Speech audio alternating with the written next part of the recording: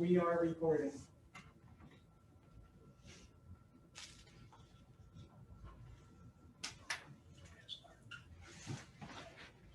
Okay, welcome to the JOC Programs Committee meeting.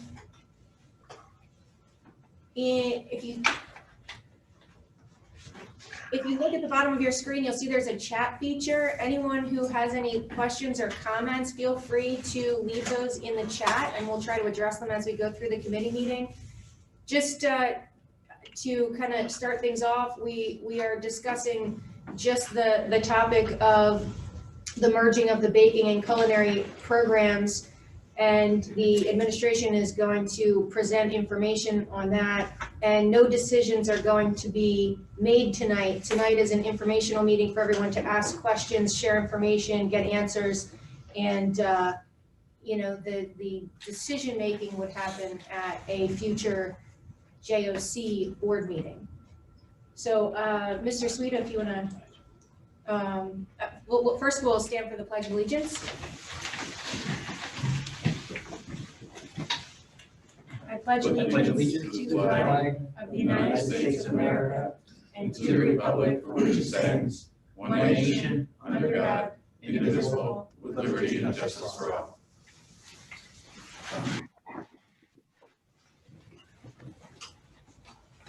Thank you, Ms. Clemens. I'd like to thank everyone for zooming in into the meeting this evening. We really appreciate the enthusiasm of the 32, looks like 32 people that are in session with us. In the room, I'd like to make an introduction of the people that are in the room that you may not be able to see. We have Mr. G, who is our CTE principal. Ms. Hollifleck is our business manager. We have Dr. Herrera, who's our assistant director. Mr. Spear, Quakertown board member. Ms. Cram, who is our HR, and a bunch of other titles that is just too long to go through at the end of the meeting.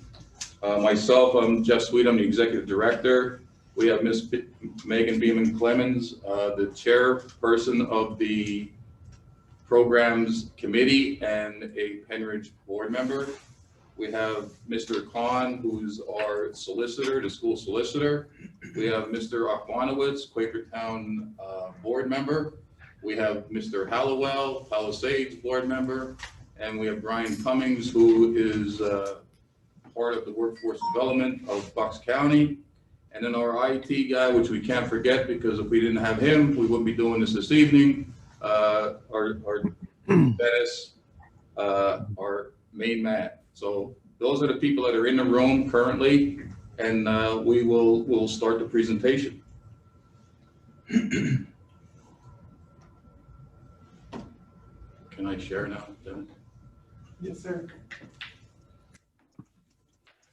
There we go. Green box. I don't have a green box. All right, so we got.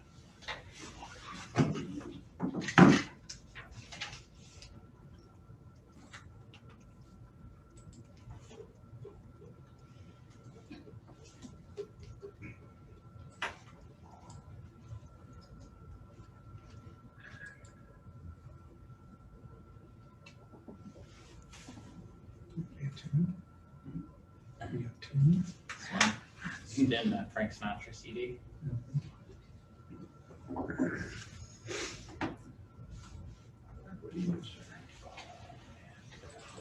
I have it, Mr. Sweeto. Wait. Right here. Yes. Looks like Mike. Yeah, Mike is sharing. Okay. All right, sorry for technical difficulty right out of the gate. This evening we'll be talking about the discussion on the possible merger of the baking into another section of the new culinary program area. Please mute yourself once you enter the chat room. In order to present efficiently, please type any questions into the chat box during the presentation. We will compile the questions upon completion and we'll produce a Q&A section of this discussion on our website for all to see. So we're going to get right into the next slide, please. Thank you. So I want to give you a little bit of I'd like to give everybody background on Perkins 5, which is a federal funded program that CTE relies on heavily. We receive a large amount of Perkins funding for our programs to purchase equipment.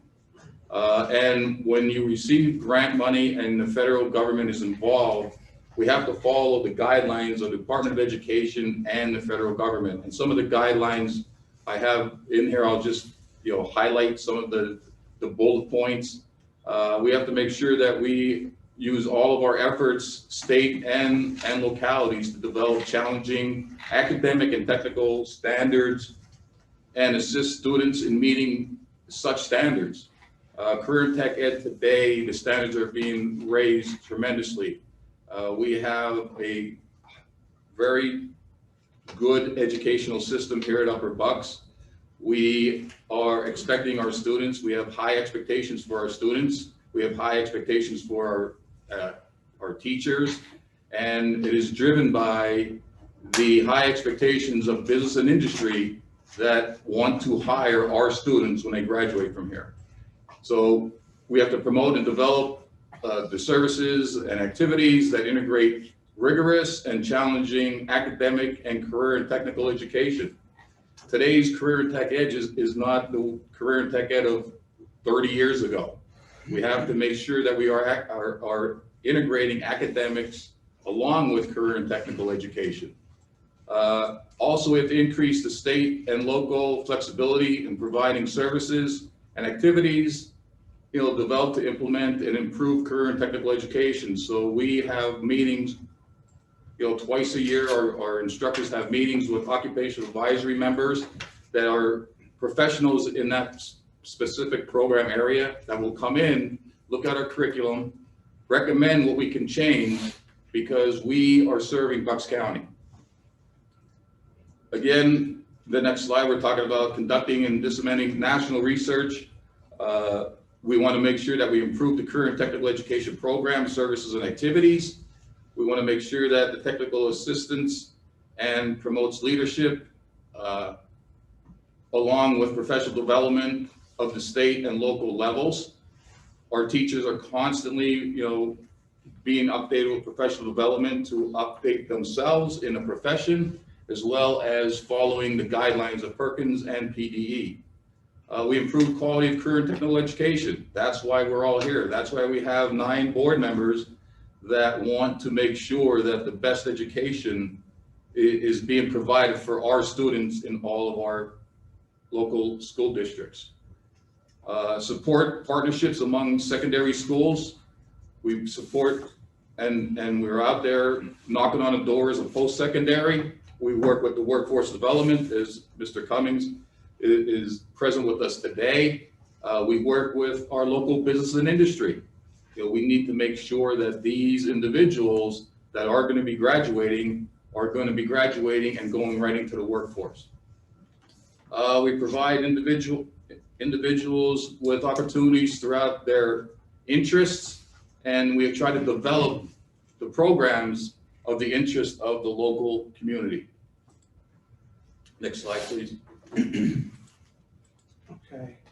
No, Can you help I'm still me? going. Next slide. Number 4. Just highlight the box on the left.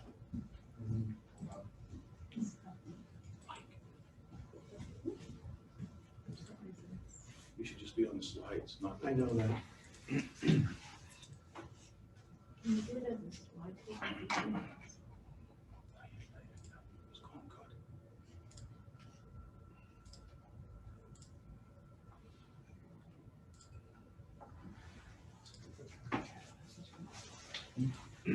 Make it just a slide, Mike. Dennis, can you just take it to the side, please? Okay, for UBC.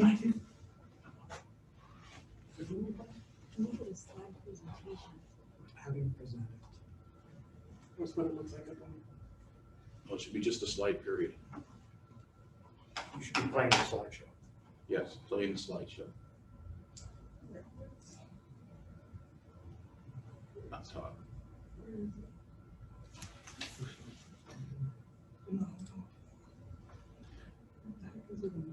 Usually at the top, there's a button that says play presentation. I don't see it. I'm having a break, I'm having a break. Honestly, I don't see the button that's normally there. So you're not Because crazy. it's Google Docs, it's not PowerPoint. Well, in Google Docs, I just used it today to give a presentation, actually. In the top right-hand corner, there's the yellow button. It says, show presentation, and it goes to presentation full screen mode. Gotcha. I think you're in like an edit mode or something. Yeah, it's like,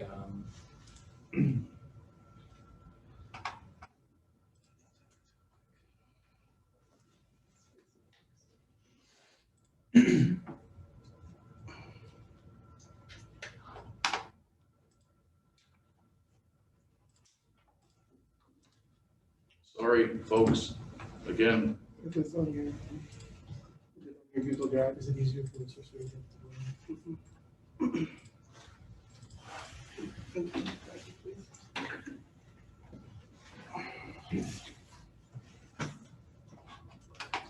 Oh, you can share your screen. Yes. As long as it says fine.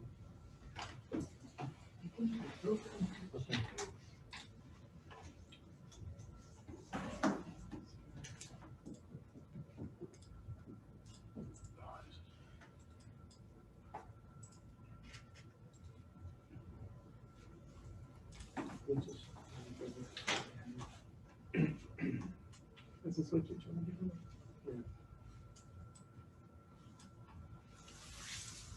Yeah. All right, Jeff got it. Okay, sorry again. Get back. So for Upper Bucks, as we talk about Perkins, for Upper Bucks to prepare students for high skill, high wage, and high demand occupations in current and emerging professions, we do an annual, Perkins does an annual review. In fact, we just had our review and waiting for our summary to come in. We had a review. They review everything that goes on at Upper Bucks. They review our curriculum. They review our lesson plans. They review our guides for learning. They review our finances. They review where the money, the federal money has gone. They look at the equipment that we purchased to make sure that the tasks are being met by the equipment that we purchased. They make sure that we have asset numbers on. It's very an extensive review, and I'm hoping that when they come back, we're going to have a good review. We transitioning from baking the program to a second culinary section allows the students to develop additional skills for greater opportunities in the current and future job markets. Many of the baking program tasks required by PDE are already incorporated into the culinary program. So, we're going to, incorporate the baking portion of the curriculum from baking into the culinary, and it's going to be a new culinary to make sure that all of our students are going to learn a little bit of everything. They're going to be much more marketable if they have that baking background and the culinary background. For the 21-22 school year, the revised culinary program will include added value tasks, allowing culinary students to engage in more baking activities than previous years. The revised culinary program will also have some baking skills infused into the curriculum. Students will receive a well-rounded education with a broader skill set, allowing more opportunities upon graduation. And the baking section of the culinary POS will be more comprehensive than in the past, which will alleviate any redundancy under one zip code to expand our students' skill sets. Current students will have the opportunity of multiple options and opportunities through the revised culinary program. We'll be adding multiple certifications. The students in baking will be receiving additional certifications, and the students in culinary will be receiving the certifications that the baker students had received in the past. We'll have increased co-op opportunities. The program, if it would merge, the students that may be interested in one portion of the program, if there's a bakery that needs a co-op individual, we're going to make sure we get that person out there. We're going to get them out to the restaurants. We're going to get them out to the bakery. We're going to get them out to the hotels. We're going to get them out wherever our students need to be to become successful. We're going to make sure that they have that co-op opportunity in this new version. An additional skill set will definitely increase your employability. Food truck experience. Everyone's going to have a food truck experience. The restaurant experience, hospitality careers and pathways, and that's coming right from the Bucks County Community College. The revised section, the program merger will prepare students for careers as hotel, restaurant, catering, management trainee, food services, production assistants, shift supervisors, cooks, or bakers. Upon completion of the revised program, you can, I don't have to read through all of those. Competencies will vary, demonstrate basic hospitality, industry knowledge. They're all interchangeable.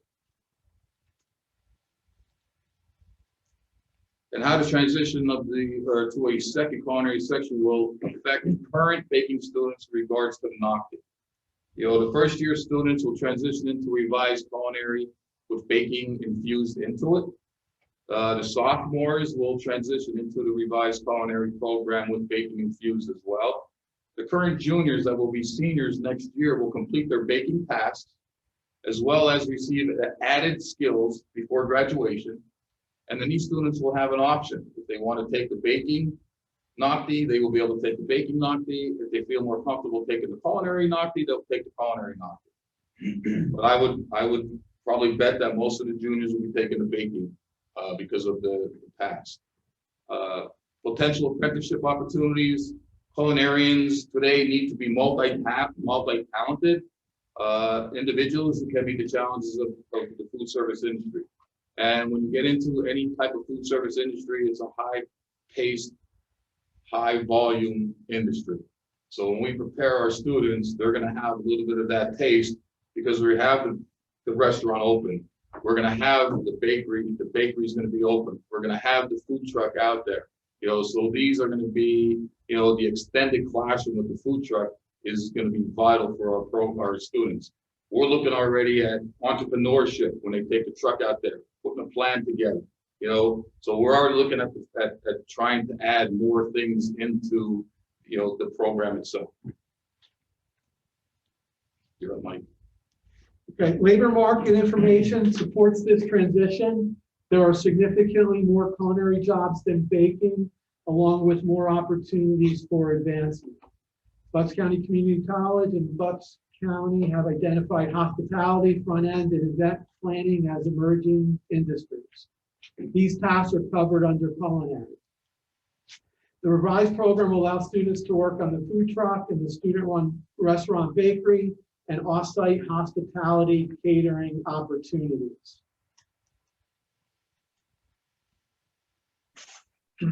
Culinary, as stated earlier, offers more opportunities for advancement, manager, or supervisor. Let me, I really need to step in here for a second. The audio is incredibly garbled. It's really hard for us to hear what's being said. I don't know if it's everybody's on the same speaker or whatever, but it's really difficult for us to hear what's going on. Yeah, so we are on multiple people are using the same microphones, but I'm connected to the audio in the same manner in which you are. I'm not having that same experience. It's like you're speaking out of a tin can or something. Okay. Is anyone else experiencing that?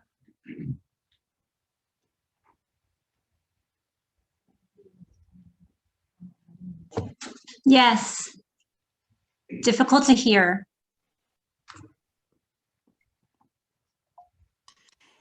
Yes, very gargled. You sound distant. Everyone is going to be distant from the microphones because the microphones are set up in the center of the room. It's reverberation in the room. Okay, let's continue and hopefully it's improved. We believe it's important for students to have a wide variety of experiences before they choose a specialty. As an example, we have career trees in culinary. It offers a variety of different professions, baker, culinary, event planner, etc. Neighboring schools have also focused on the alignment of local and state labor market data, which I'll be sharing shortly. The revised culinary curriculum, institutional food workers, includes baking, as Mr. Suida mentioned earlier. Brian Cummins from PA CareerLink is here. We've reviewed the labor data. Currently, chefs have 11 postings on average, with 22 postings for culinary managers and 65 for culinary supervisors.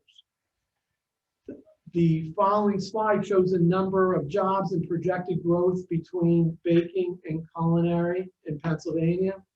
It's important to note the average annual salary for head cook is $59,000, and the median salary for baker is $26,790, slightly lower in Bucks County.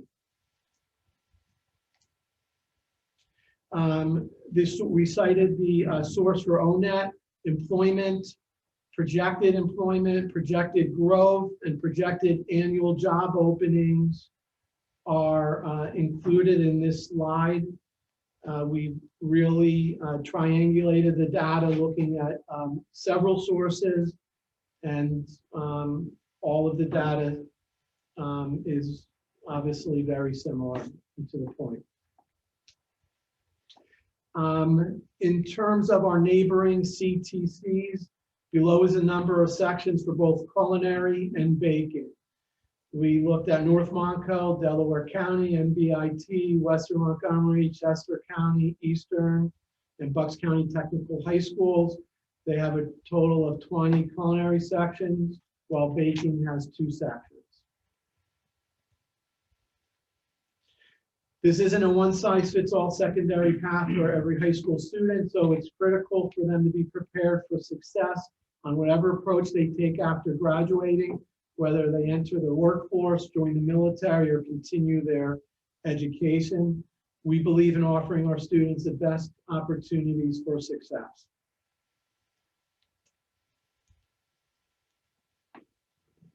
Please type any questions you have in the chat box. And we will compile the questions and we'll produce a Q&A section of the discussion on our website for all to see. Thank you for joining us tonight. Okay, as I'm trying to read through the questions, a new one pops up and then it brings me back down to the bottom of the list and I'm trying to scroll back up. But one consistent question that I'm seeing is that families want to understand how much of the baking program will actually be incorporated into this combined program. Would they still be learning all of the same things? Would they still be getting a substantial amount of time towards baking? Can we have a sense of what skills they would be learning in this combined program compared to what they're already learning in their individual program? They will be in a new revised program. There is a section of baking in the culinary curriculum, and I did a crosswalk with the baking crosswalk with the culinary. 100% of the culinary curriculum will be covered in, or the baking curriculum will be covered in the culinary curriculum. Well, how come we got a whole class for that? That's just years and years ago, they had it separated, and for years, Career Tech Centers had a baking program and a culinary program. And now, as you see, as time has gone on, now they're combining the programs. No, I mean, the sentiment really out there seems to be there's real hesitancy to finding merit, to merging the 2 programs together. somehow that these two programs are better separate. Meaning, someone's got to really sell that to me at this point. But that is the sentiment that I'm reading out there, that these programs are better separate. I think I had to say that out loud because I really need people to prove that to me as a board member.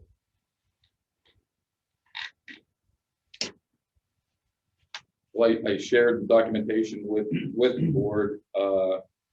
The tasks, there's 28 tasks in baking, 28 hands-on tasks in baking.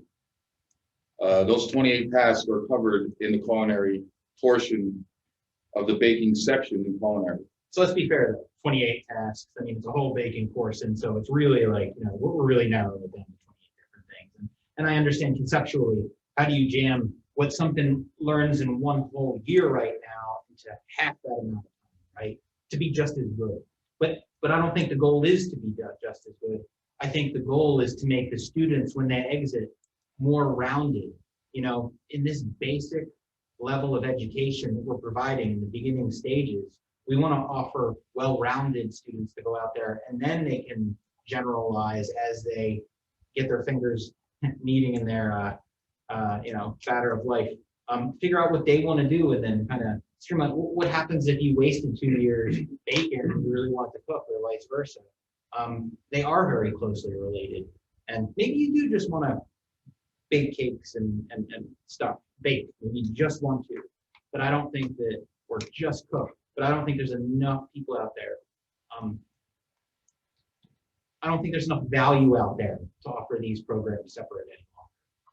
Correct. I mean, the skill sets that our students from baking and the new revised culinary program, the culinary kids will be receiving the baking portion as well as the baking students will be receiving the culinary portion. So when they are going out for a job, they're going to be a little bit more marketable because they have a little bit of background of the culinary and they have the background of the baking.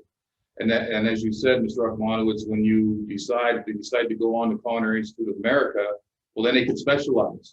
If they want to become a baker, they'll take the baking program. If they want to become the culinary, they'll take the culinary program. Today you have multiple chefs and restaurants that the chef is doing everything from the entree to the dessert. He's in charge or she's in charge. So they need to know how to make that tiramisu, along with how to, put that, I'm going to say easy, but the lobster tail and surf and turf together. And they have to know that the surf and turf, what dessert is going to match that surf and turf. Instead of just making that dessert and throwing it on the table, they're going to make sure that your palates are tasting the entree to right down to the dessert. Just like those are the types of things that the students will be learning on top of just doing the baking. I use an example as, I learned how to make dough when I was 8 years old with my grandmother.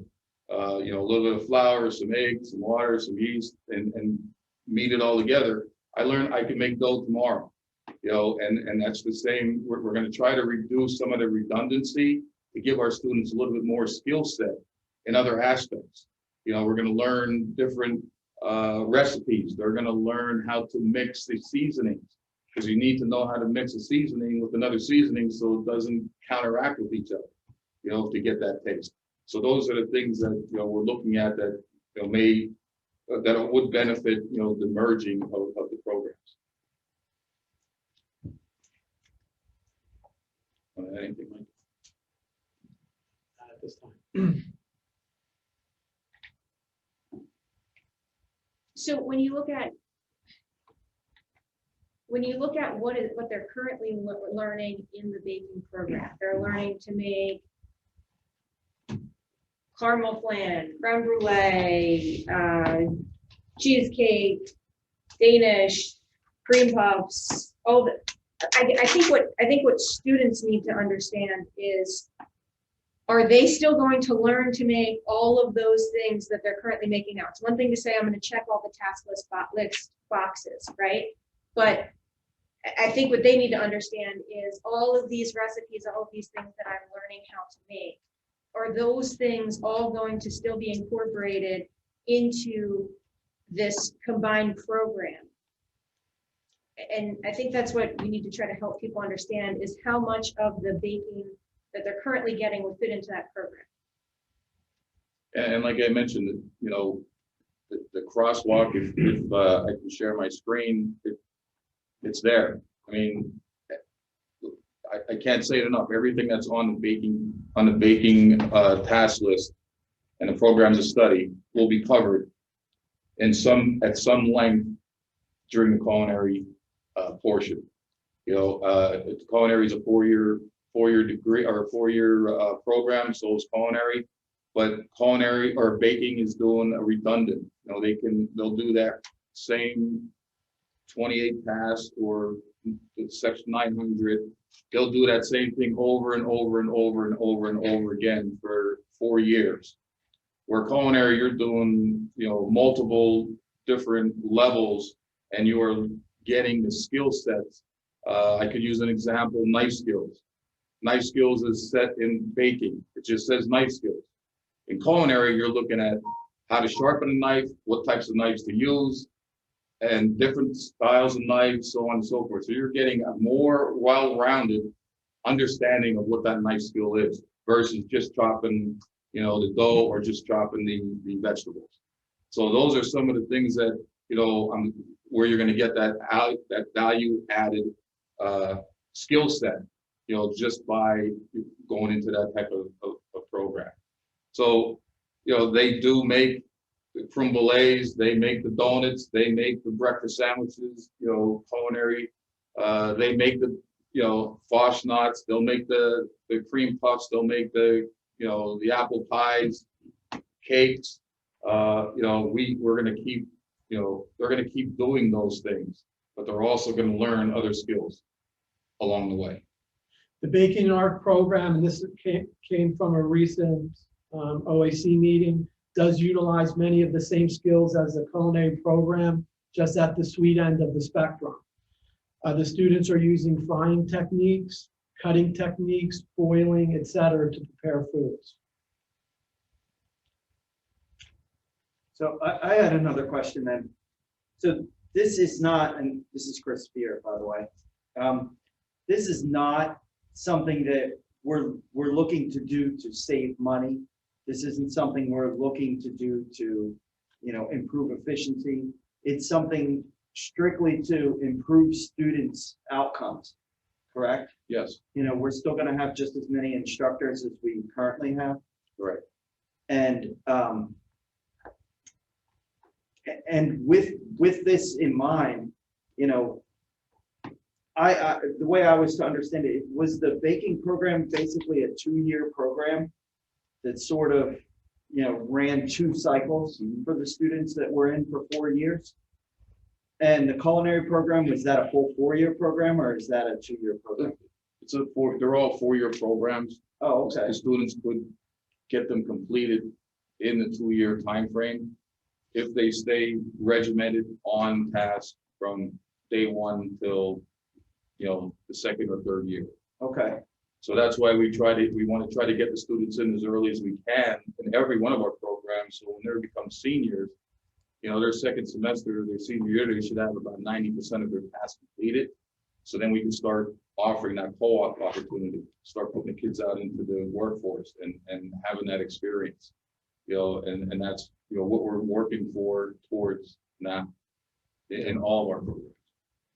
So I spoke to a few friends today from the restaurant industry, and I had asked them, you know, what do you look for in hiring somebody? And both of them, and they're both in managerial positions in the restaurant industry, both of them had said, we would like somebody well-rounded. And now neither one of them worked in a straight up bakery, but they both worked in places that offer baked goods as well as culinary goods.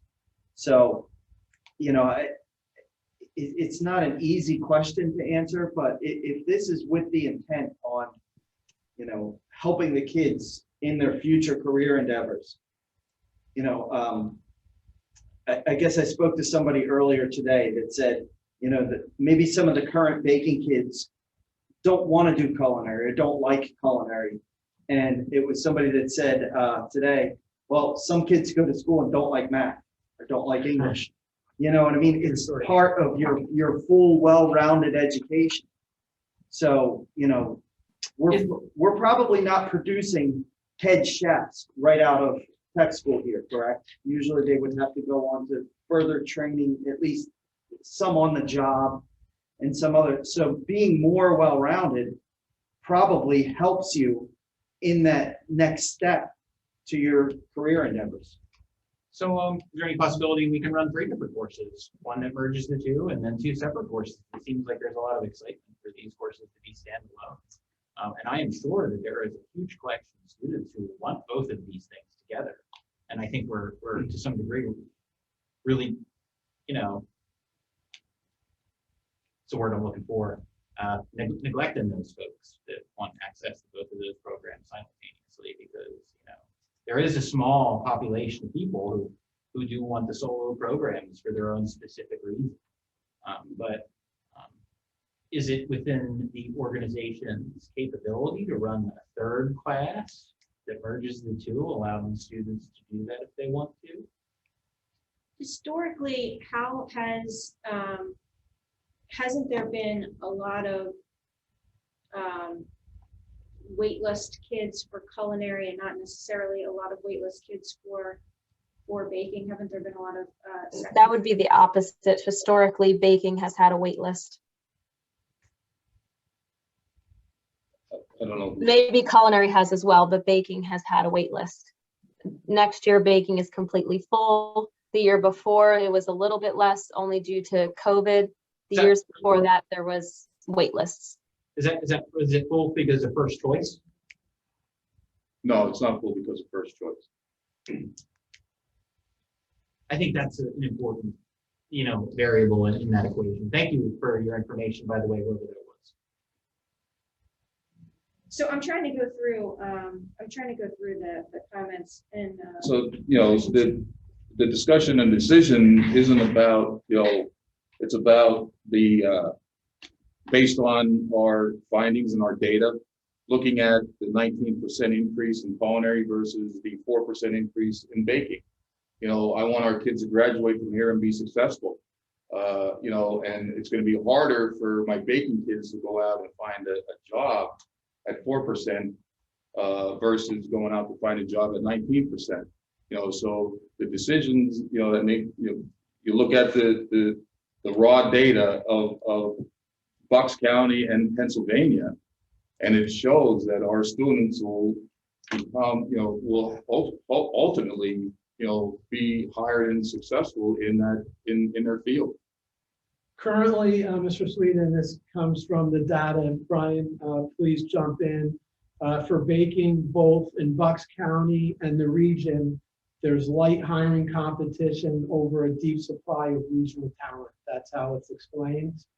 Yeah, that's correct. So, you know, as Mr. Sweden and Mr. Spear mentioned about, you know, the workforce data, just showing the data, you're more likely to get employment in a culinary position over a bakery position. You know, and the data shows that whether it's the ONET or you can go to, you know, the Center for Workforce Information and Analysis. These are all public sites that you can view, and I can certainly share that with any of the board members, so anybody can go look at the data for themselves.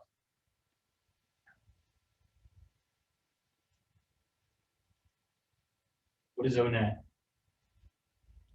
So ONET has to do with your stock codes, so you can search jobs by industry. Okay. The Center for Workforce Analysis and Information, that's a state labor and industry website. Okay. So examples for culinary are, you know, food prep, chefs and head cooks, frontline supervisors of food preparation, fast food cooks, institutional and cafeteria, food prep, fast food workers, waiters and waitresses, food servers, hosts and hostesses, and food prep. Those are the codes. Sure. that fall under the culinary, and baking has one under production, one code, correct? Correct. Mr. Cummings? That from what we detailed, yes. So I had asked a question and nobody answered it. Megan had asked a question following it. Can I get some sort of response from the administration about maybe another course that combines these curriculums? Maybe the AM course combines them both and the PMs are separate so that people can have the opportunity to take only baking or only culinary if they want. Well, the information that we provided with is the data which we talked about. Entertaining and keeping baking and having baking as a standalone, and then adding another culinary chef into the culinary program, so we don't have a wait list. That can be done. Could I be able to talk for a second? I graduated from the tech school in 2018, and I am currently at the Culinary Institute of America, graduating next semester. And I just want to say that it seems like you guys have basically been choosing culinary over baking and making it seem like baking isn't as important, and it definitely is. I believe, and I've met a lot of people over my past couple years of being in the industry. It seems like you guys haven't really actually put yourself in the industry. You're asking like 2 people here and there. Two different arts. The people in the culinary could never do what the people in the baking do. And I understand you're trying to make like it happen so they can, but it's just not going to happen. And this will cause students to like slack more because they're not going to want to do this stuff because they'll choose what they want to do and they'll just be slacking. Yeah. So there's this is not meant to be an either or conversation. I think what the discussion tonight is based on is whether or not our kids are more prepared for the future and for their career paths that they choose in this industry if they have a background in both the baking and the culinary. And so that's really what we're trying, that's really what the discussion is tonight. And the proposal from the administration and the data that they're providing and the information that they're providing based on the research that they've done, their knowledge base in this industry, which is not my area of expertise. What they're proposing is that combining those 2 programs so that everyone graduates with both skill sets opens the door to more opportunities in both fields. And so, that's really the basis for the discussion that we're having, is whether or not that makes our kids more prepared and more marketable into the future. We received a lot of emails over the last several days, and also I've had numerous people reach out and contact me, and I know other board members have as well. And it's interesting because there are many people who started out in baking who ended up in culinary. There's many people who started out in culinary and ended up in baking. And when you're talking about young people trying to decide what they want to do for their future, in their future, some people have that figured out very clearly and other people don't.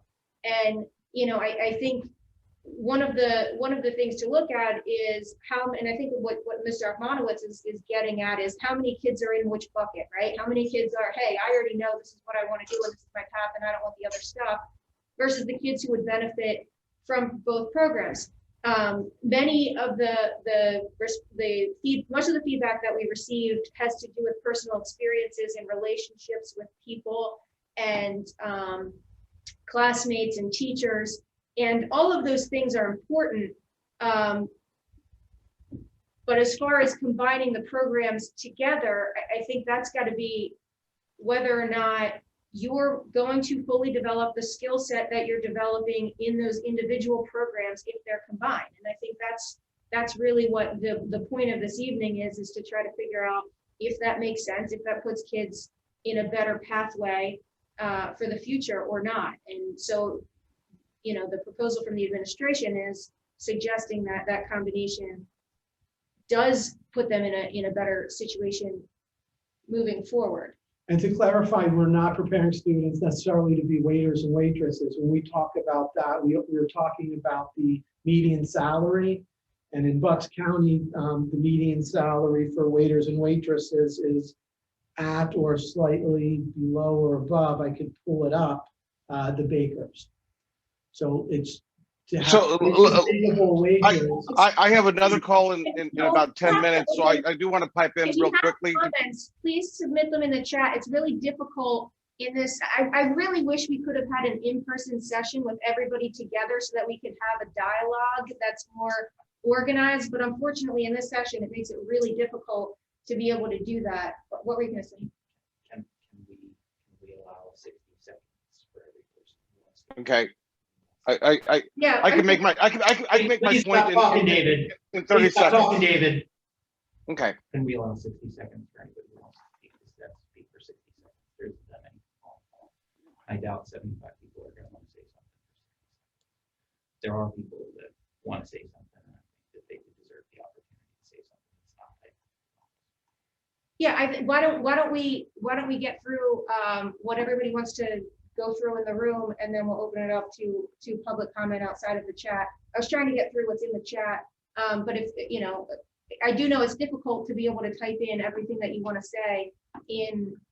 No, I'm not ignoring the chat. I actually had to have Dennis copy and paste the chat into another document, which we've never had to do in any meeting because you could normally follow, but literally every time I go to read it, it would jump down to the bottom and I had to go back up to the top.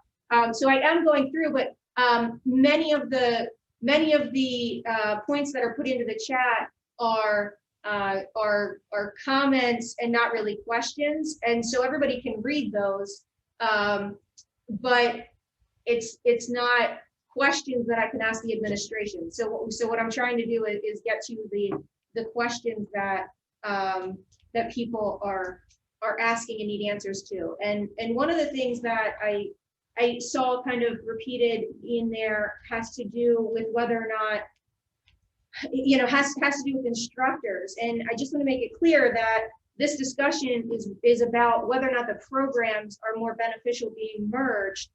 There would still be 2 sections and 2 teachers.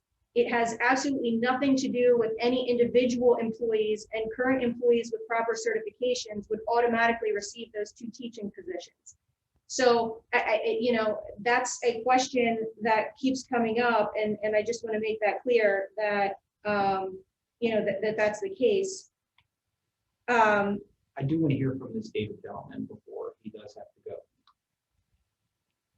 I just don't want you to talk for the 10 minutes that he's on hold.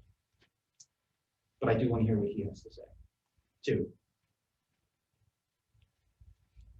Thank you very much, David. I appreciate that. One of the things you need to look at is what is the trend that is going on in food service in general. If you look at computer science 20 years ago, they weren't even teaching cybersecurity. Now, computer science is focused on that because that's a big area of opportunity. One of the things that we need to be looking at in food service is what are the trends? The big trend in food service right now is hyper-focused craft. And so how much can the program really start to look at hyper-focused craft?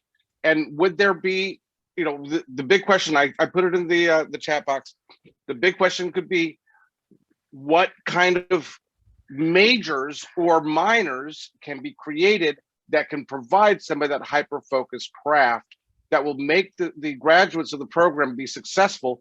And I'll throw in one other part. How much business administration is being offered in the program, especially for a 4-year program? And I'll leave it there. Thank you so much. Thank you for being patient with me when I yelled at you. No problem. I appreciate it. Me too. And I have a counter for a minute up. So from now on, I will hit the button and we will keep track for 60 seconds. Okay.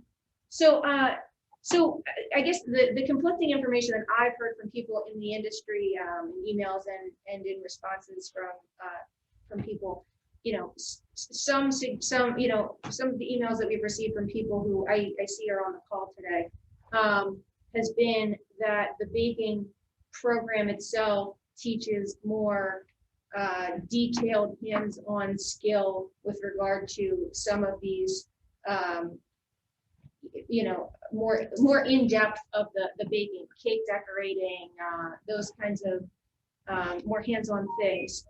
But then I've also heard from other people in the industry who say that whether you're going into baking or culinary, having a background in the opposite prepares you better and makes you more marketable in those industries, and that you in many cases will need both skill sets. I actually spoke to someone earlier today who they owned their own bakery, and then they went on to have their own catering business, as well as running a large cafeteria at a pretty large local business.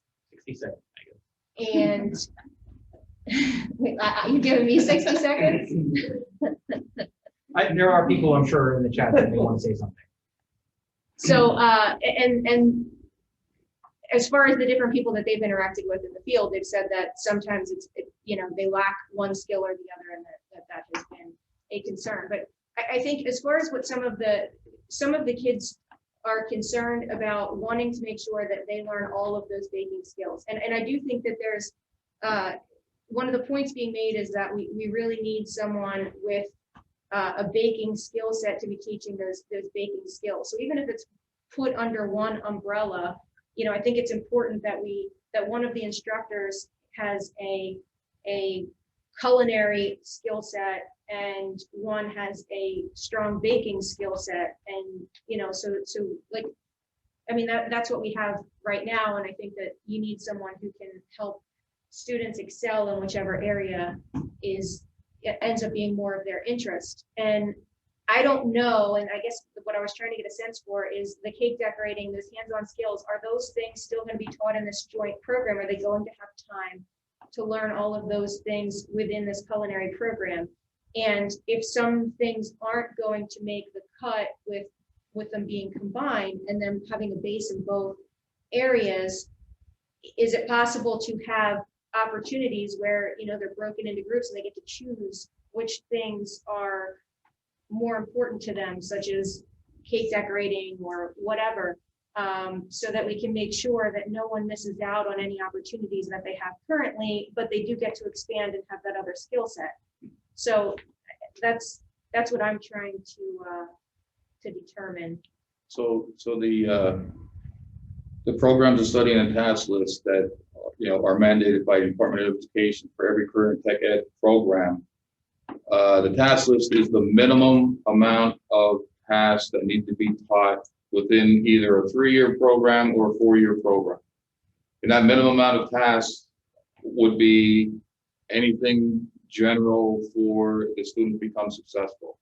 So what would happen is we would be losing these baking SIP code. So we would make sure that we have to make sure that we have culinary instructors with the SIP code to be able to teach the culinary SIP.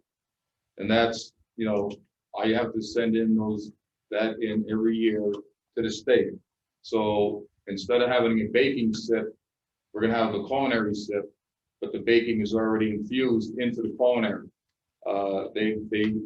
The Department of Education has infused the culinary and baking years ago because they saw the downtrend.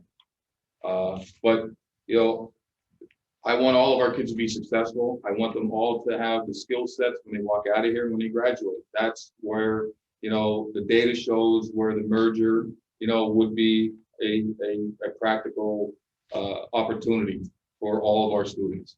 You know, but as far as having a baking instructor in there with the culinary, if the baking instructor has the culinary certification and he or she has a baking certification and they have like the dual certification, yeah, that'd be awesome. You know, I don't know if we will be able to find someone of that caliber. I don't know. I mean, it's really hard to find career and tech instructors, but it would be changing into that SIP. So whatever that SIP code that our teachers are teaching under, that's basically what that's their license. Like they're teaching under that SIP code, so they're responsible to make sure that they hit every task in that task list within that 4-year period. Tapping into the local and regional job markets is very important. So students that have a strong baking interest, partnering them with local bakeries, et cetera, on the job training is helpful. David, if you're still on the line, if you could identify some of those hyper craft companies, which we were looking for, that would be helpful for students that have a interest and they want to, for lack of a better term, major in baking. They could learn on the job, similar to the apprenticeship model, independent study that a lot of the post-secondary schools have.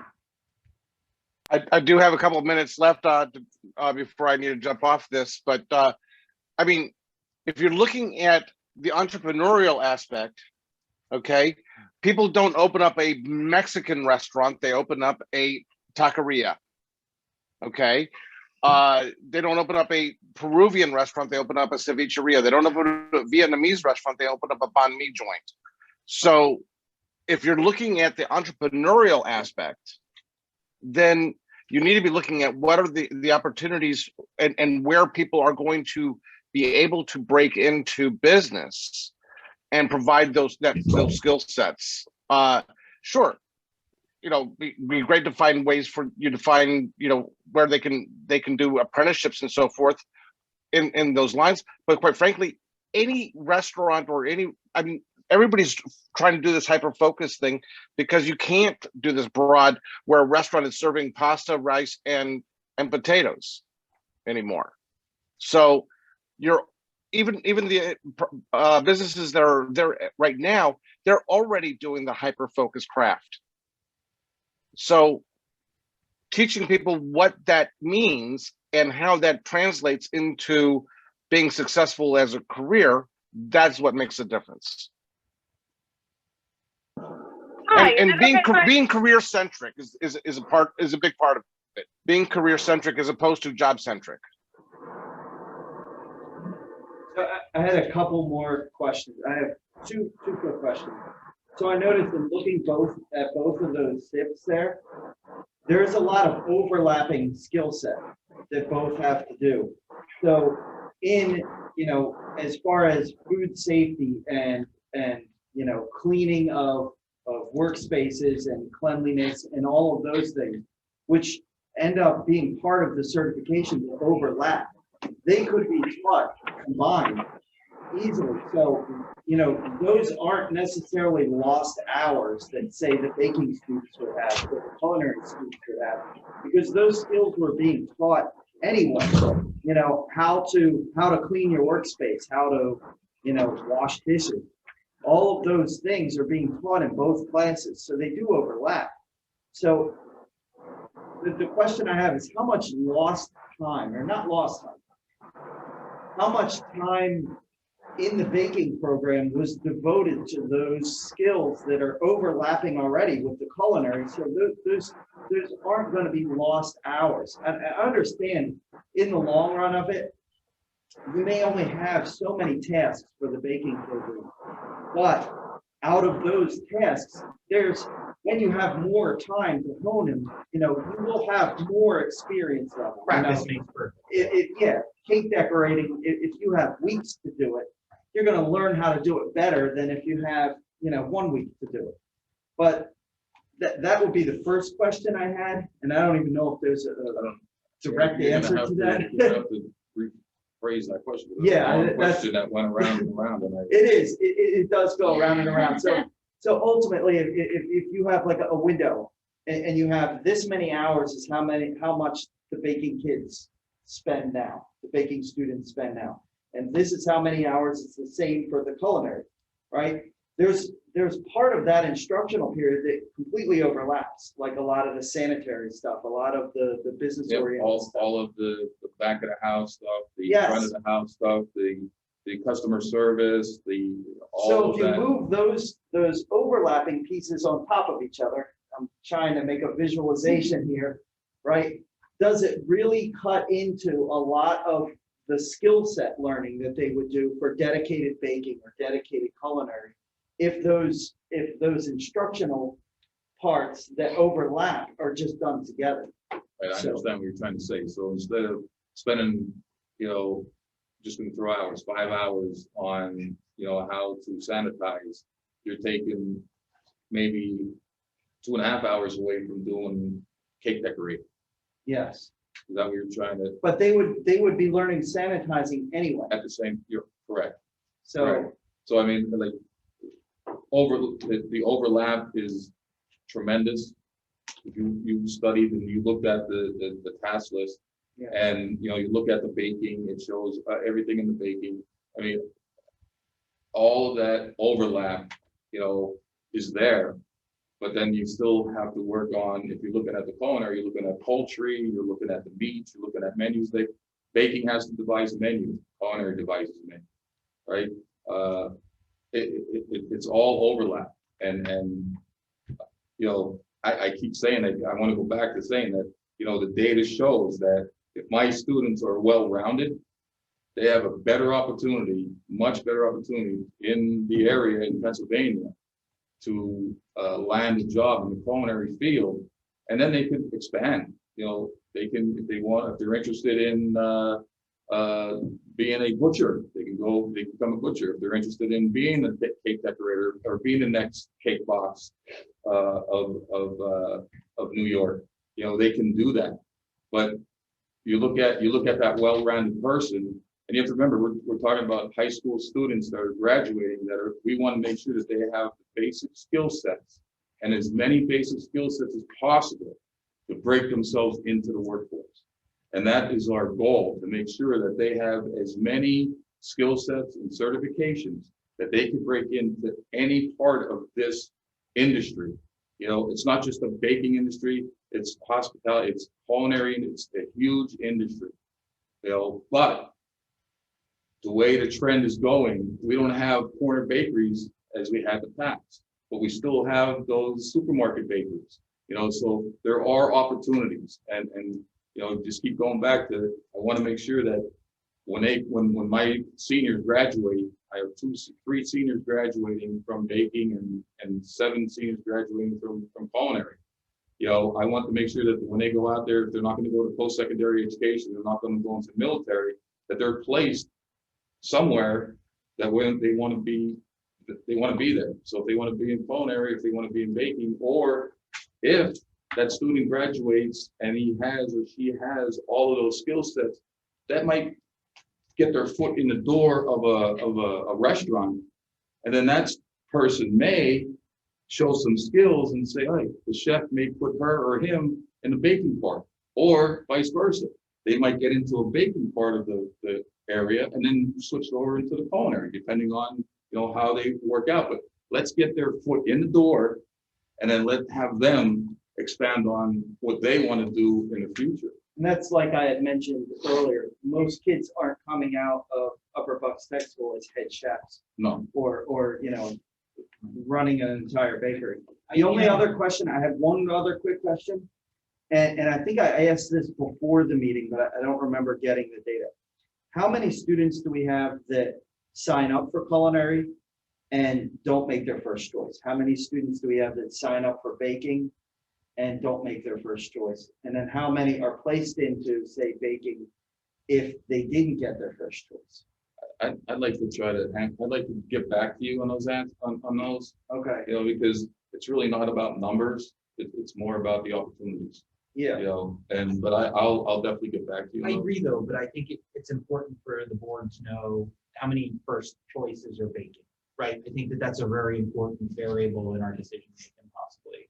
And it speaks to the popularity of the current program then too. I have the data on that for next year's numbers.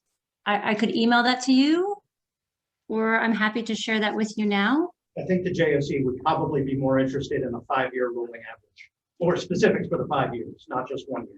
Yeah, certainly more than 1 year, yeah. Understood. And then possibly also, may I request the retention of how many students come in as second choice or third, and how many stay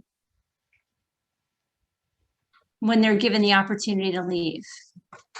Hey, this is Dr. Francine Mars. I'm the Thank you. culinary director at Northampton County Community College. So I'm a dual degreed. I'm a VOTEC grad at another school in South Carolina. I have just gotten my doctorate in organizational leadership and education. I'm having a really difficult time with all of this.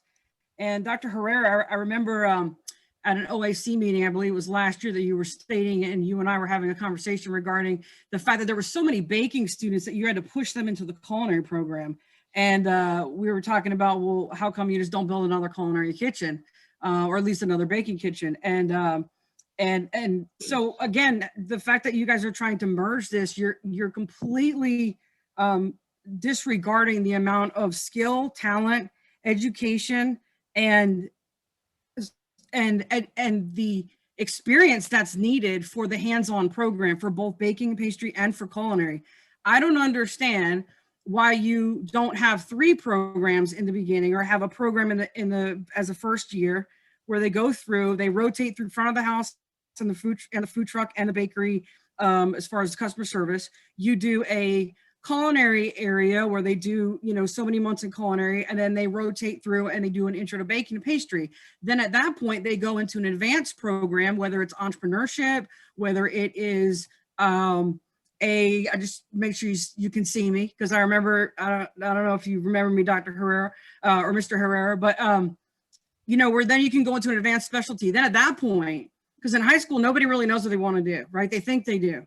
And I signed up for baking and actually went into culinary, and then I actually became dual degreed at Johnson & Wales. So the other thing I want to point out is that Diana Penn has an amazing track record regarding Skills USA. And that's where those students get money, they get scholarships. And we haven't even talked about, okay, they want to go on to school, so they're going to go to community college. Great, because I teach at a local community college. And again, I find it funny, you're trying to merge, and here I am trying to separate, right? I'm trying to create a baking and pastry program at the secondary level because of how many students are coming in wanting bacon and pastry. And so I find it, again, almost idiotic, because you are only looking at data that you want to look at. And because comparing a cook or a head cook to a pastry cook is like apples to oranges, or apples to watermelons. And if you really compare a cook to a pastry cooks actually make more money, okay? So because the skill level is set there. So again, you're not comparing apples to apples. And this whole entire presentation, I feel like you've walked in already making your mind, like you've already made your mind up. This is what you want to do, because you've built this presentation in a way that you've skewed the data to where you want to get rid of the baking program. The other piece I have to add, and a question I want to bring up, is what about the baking lab? Okay, fine, you get rid of the program. How much money and Perkins equipment are you going to be able to bring in to then transform that baking lab into a culinary lab? You can't just flip it like you think you can. And how much culinary experience do you have to even speak to this? I've been in this business 28 years. This is my 3rd culinary school that I've been a director at. I've been to multiple programs around the country in VOTEX.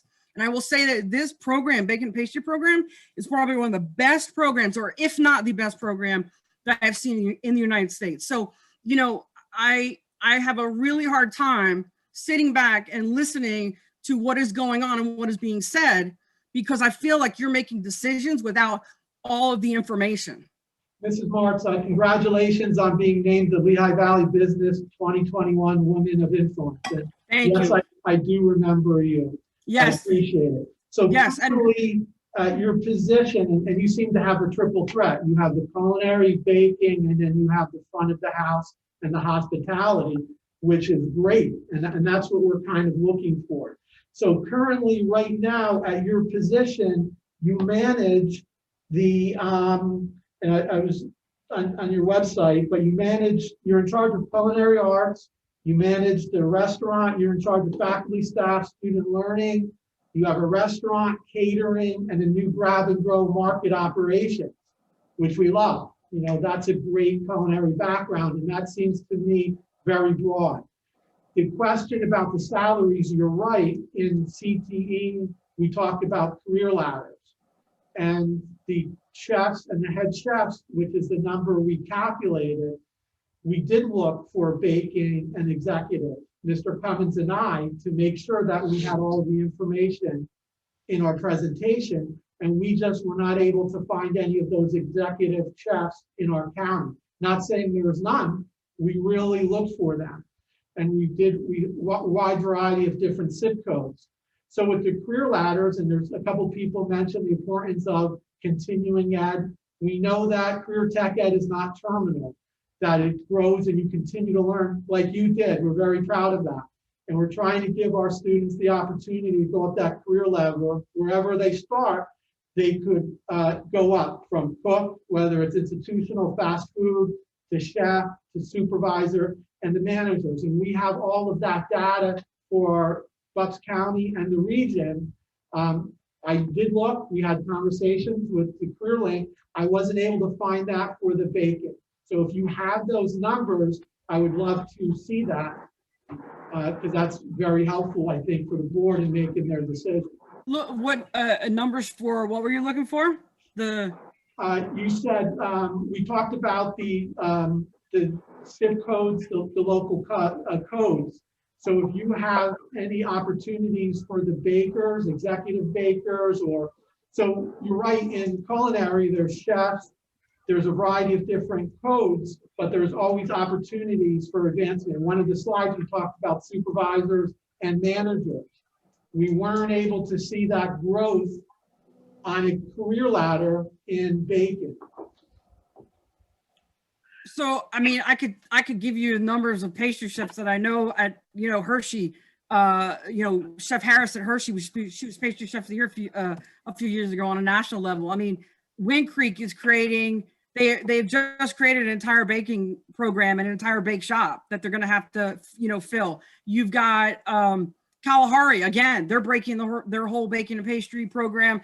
They have a whole area that they're doing their own ice cream, everything from scratch, all their breads. They have 1,000 rooms, 4,000 people a day that go through 16 of their retail outlets. So what I'm saying is that there are plenty of opportunities for growth, and I can help you find the codes if you need help. I'm just saying that I don't think you're looking at the big picture. I really don't.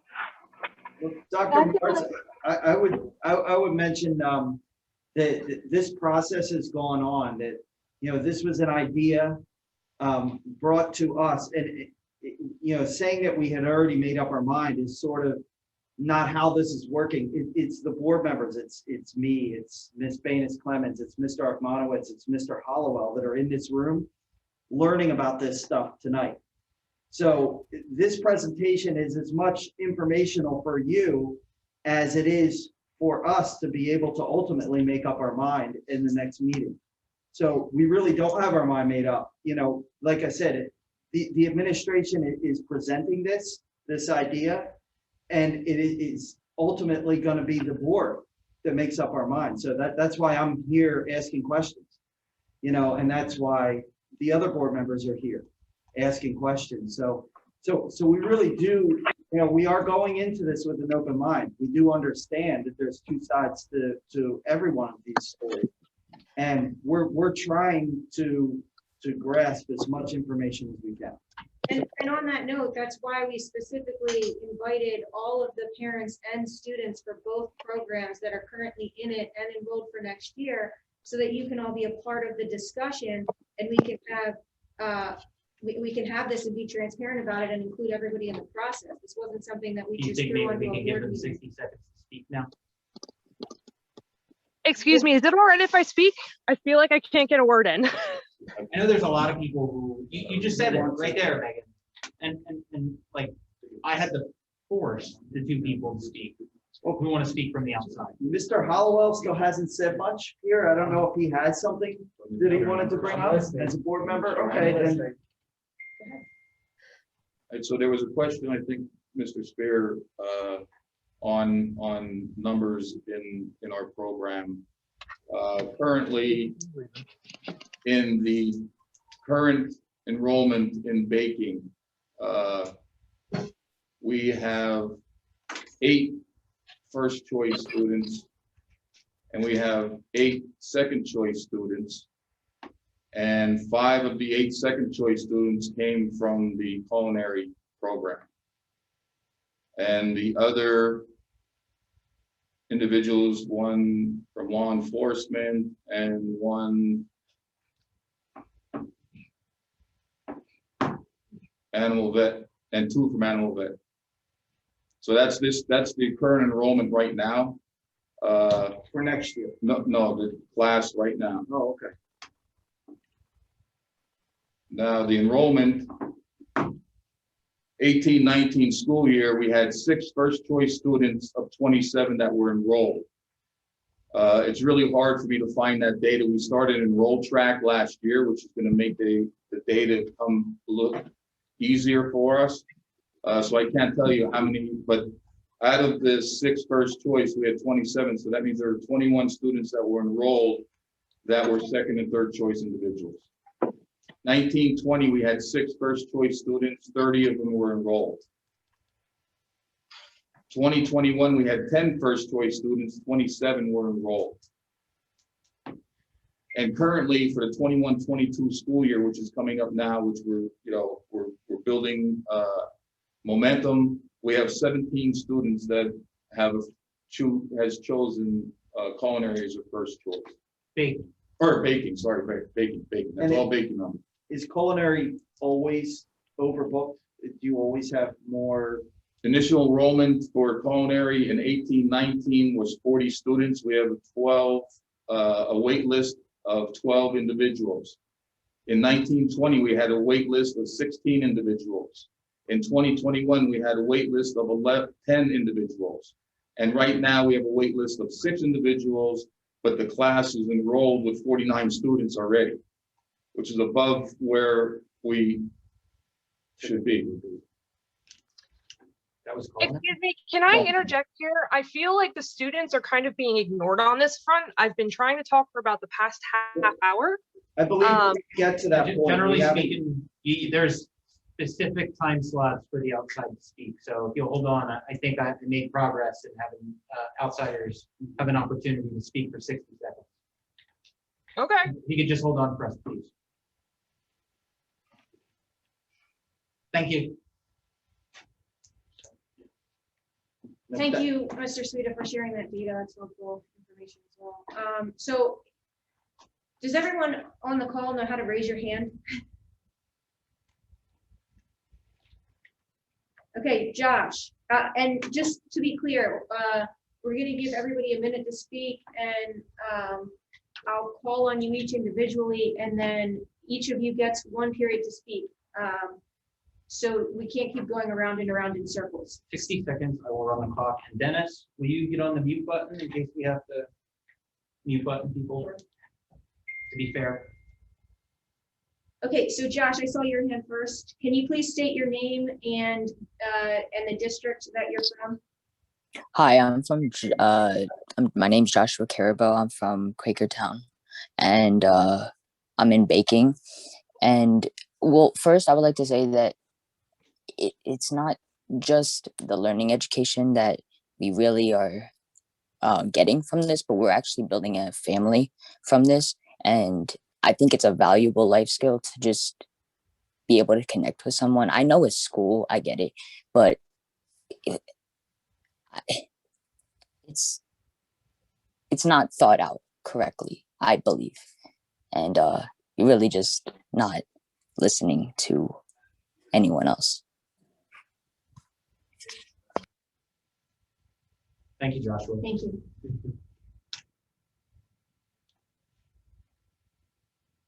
Anne Gonzalez. Hi, this is actually Adriana Gonzal, and I'm actually a baking student in baking as of right now. I'm an upcoming senior, and I would just like to say that if it wasn't for Chef Penn, I wouldn't be as active in tech as I am. And also, the thing is that with combining these two things, Mr. Sueda made a point in our class today about how some things share the same things. Now, if you were to look at the construction and electrical programs, you could say that they have some of the same things. But would you want to combine those because it's easier or gives them a more round foundation? Baking and culinary are quite different, and I love the program that I'm in, and I don't want to combine with another one that I don't understand.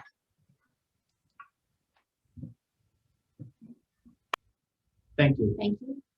Aurora Samsel?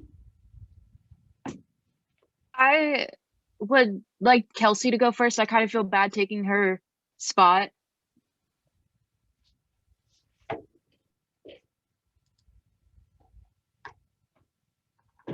Is it okay if she goes first?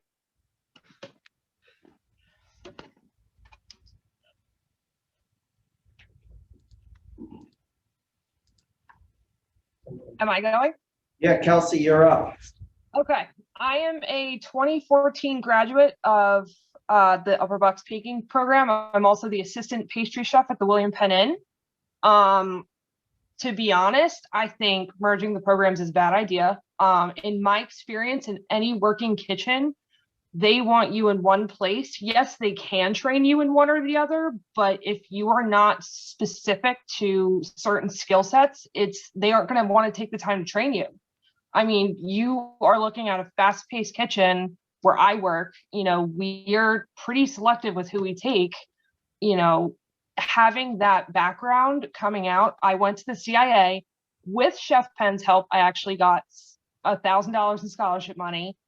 I graduated out of 14 people in the baking program. It's a very tough, rigorous education. And I had a leg up on everybody the first semester because of the program there. If I didn't have that program, I would not be here today. And, I think it's such a specific skill set that you need that if you try and merge it, yes, you'd have both skills. But to be honest, you're probably going to be, lacking in one way or another. And if you can't, move at the pace and do what you need to do for those skills, nowhere is really going to want to have to train you more. No one has the time for that. Thank you, Kelsey. Mm-hmm. Aurora Samsel? Hey, Kelsey, you guys hiring any interns? We are. If you guys have some baking people, send them our way. Thank you. Okay, so I'm currently at the CIA, as I said, and I would like to talk more about like the well-rounded thing that you guys keep talking about, saying that culinary should know more about baking and baking should know about culinary, and I completely agree, and that happens. And I kind of feel like you guys think it doesn't happen. It happens all the time. We are constantly learning how to poach things, learning different sauces. And bakers, we learn that a lot. But you guys it seems like you guys aren't going to give us the opportunity. It sounds like it's going to be more culinary, which doesn't seem fair. Because you're just like, oh, well, it's just cake decorating. Well, okay, what about the different custards we need to know? Chocolate tempering, which is great to know. The sugar work, I mean, that's not something you learn at tech school, but that's something that you learn in the future. Plus, if you're going into a job, they're going to ask you to stage. It's constant that they're going to ask you to stage the first day you come in because they want to know how you work. They're going to bring you into work and you're like, okay, well, I'm more well-rounded. They're going to be like, okay, so make a creme anglaise. You'd be like, oh, I didn't learn that. I wasn't allowed to learn that. They didn't have enough time to learn that. They'd be like, okay, Thank you, Aurora. The next person I have just says iPhone, so I'm not sure who that is. Can you see on the screen where it says iPhone, your iPhone? That is Miss I don't know if this is me, but I'm a former student. I graduated in 2006. I actually came back and worked in the baking and pastry program with Elaine Gorman. I was one of the first classes that started in 2003 when they first adjusted to separating it. It used to be a culinary and baking pastry together. I would have gone. My name is Kate Nepper. My name is Kate Nepper. Kate Nasp is my maiden name. So, and then I went on to further my education through Johnson & Wales University. I'm currently a bakery manager at Giant Food Stores, which again, cake decorators, we need them. So there's another opportunity for getting the kids out and experience. I don't know if you guys don't look at that, but it's, you know, we will train and we need them desperately. So, but again, merging them, we learn culinary skills. So I don't see where you're trying to say that the baking program they don't learn. They do learn the culinary skills. I don't think anybody's saying that though. But yet you're saying that you're trying to make them well-rounded. So if they're not well-rounded already. But also, there was a presumption that we're trying to make it more of a cooking class than a baking class. And I don't think that has been the impression that anybody's meant to give to any capacity, though it may have been projected that way, and I want to apologize. But that is, I don't believe that's the intention. Okay, but that's me personally, I would not have gone to the technical school if the programs hadn't been separated.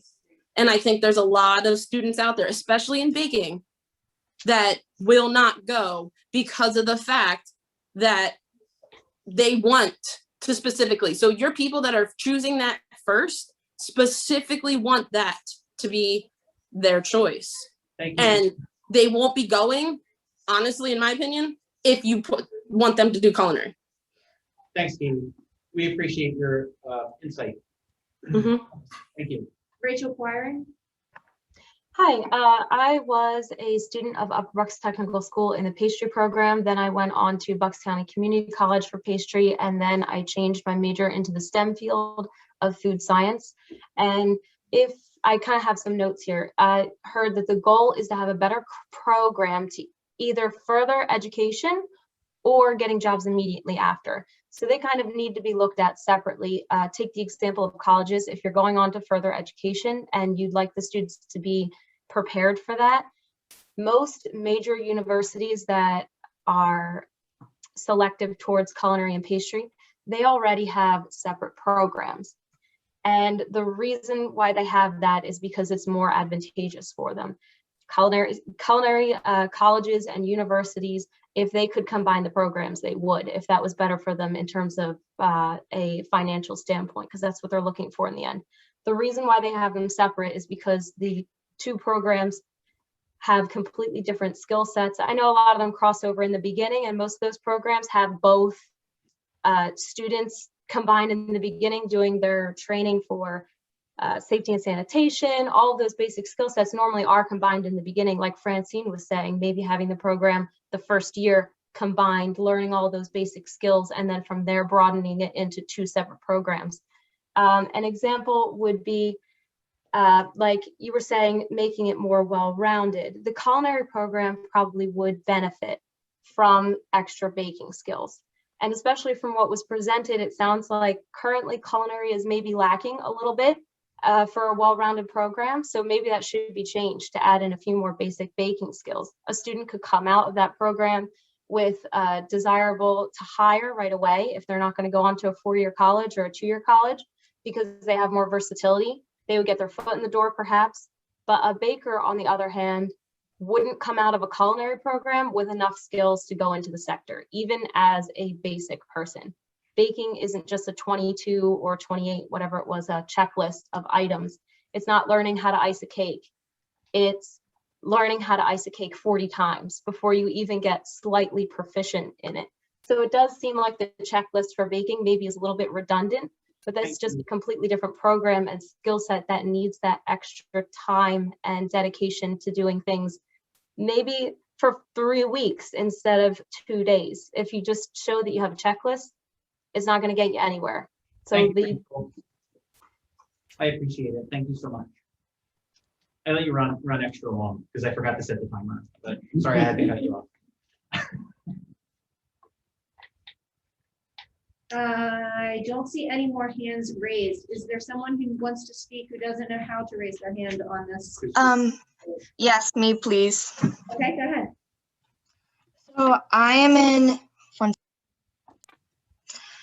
in the baking and pastry arts program, and when my class was consulted about the possibility of culinary and baking merging, a comment was made that if you are a sophomore this year and you'll be staying if the classes end up merging, that you won't be able to take the baking NOCD exam, which is like a big final end exam. that you will have to take the culinary exam and won't have the opportunity to take the baking exam. Jeff, do you have an answer for that? I think that is the answer. She's upset about that. Oh, okay. Yeah, that was the answer. Well, and that's something, that's something that maybe we can check with PDE to see how long they would give you that SIP 1 year. code. That's all they would allow, okay. I wasn't sure. Because I have to, we'd be changing the SIP code. Can she express take it 1 year early? Joking aside, seriously. No. Seniors only. That have spent time in the program. Got it. Got to do your hours. Yes. Okay. Did you, was there anything else you wanted to add? No. Okay, thank you. Christy and Ken Yarmush? Yes, hi. I'm a former technical graduate from 2000. And when I was in a course, they brought in and added on to it. And when they did that, what it did was, instead of making students more well-rounded, it didn't give them anything to directly use out of school. They had a little bit of knowledge in multiple specialties, let's say. And what that ended up doing for the students who did not plan or have the ability to do secondary schooling, it left them with nothing. I ended up doing nothing with my technical career. I work in a warehouse now. And I know many other people who were in similar situations. There is a big difference between baking and culinary. I know this, and I'm not a baker or a chef. And I know that these kids who are going to potentially be put into this situation, some of them may end up wasting their technical training because they're not going to be able to further their career with what so-called well-rounded knowledge they have. And I feel this will be a big disservice to the children who have basically made an agreement or contract with the school that they would go to school for this education, and the school agreed, if you come here and you follow this course and you do what you need to do to keep your grades and stay in the course, this is what we're going to teach you. Now you're saying, well, you know, this agreement, we're just going to, you know, do what we want instead, and you're just going to have to do what we say. Or some of these kids, as they're saying, are just going to drop out, and they're not going to be able to get this education that they've earned the right to you know, partake on. And I think this really needs to be considered differently. Thank you very much. I saw Megan Briner. Yeah, hi, I'm in baking this year. It's my first year, but I'm a senior. And I feel like many of the job opportunities are freelance jobs, which aren't taken into factor. And on top of that, we are learning new things every single day, making new things that I didn't even know existed. And merging that into culinary would really squash down all the creativity in the students and make them less inclined to do their work, and less people would enjoy the tech school. Thank you. Is there anyone else who wanted to speak who doesn't know how to raise your hand on the screen?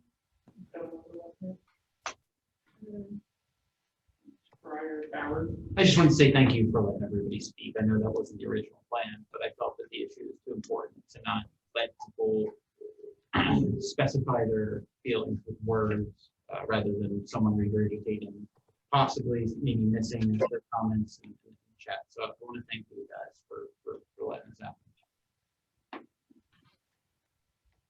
Briar Bowers?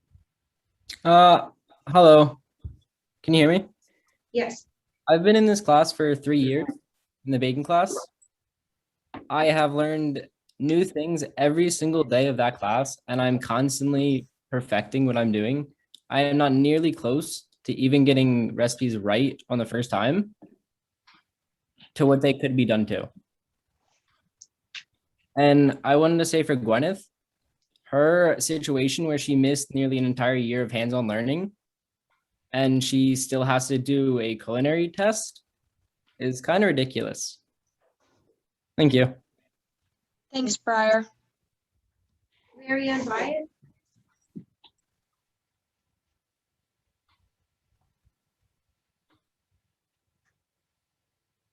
Mary Ann?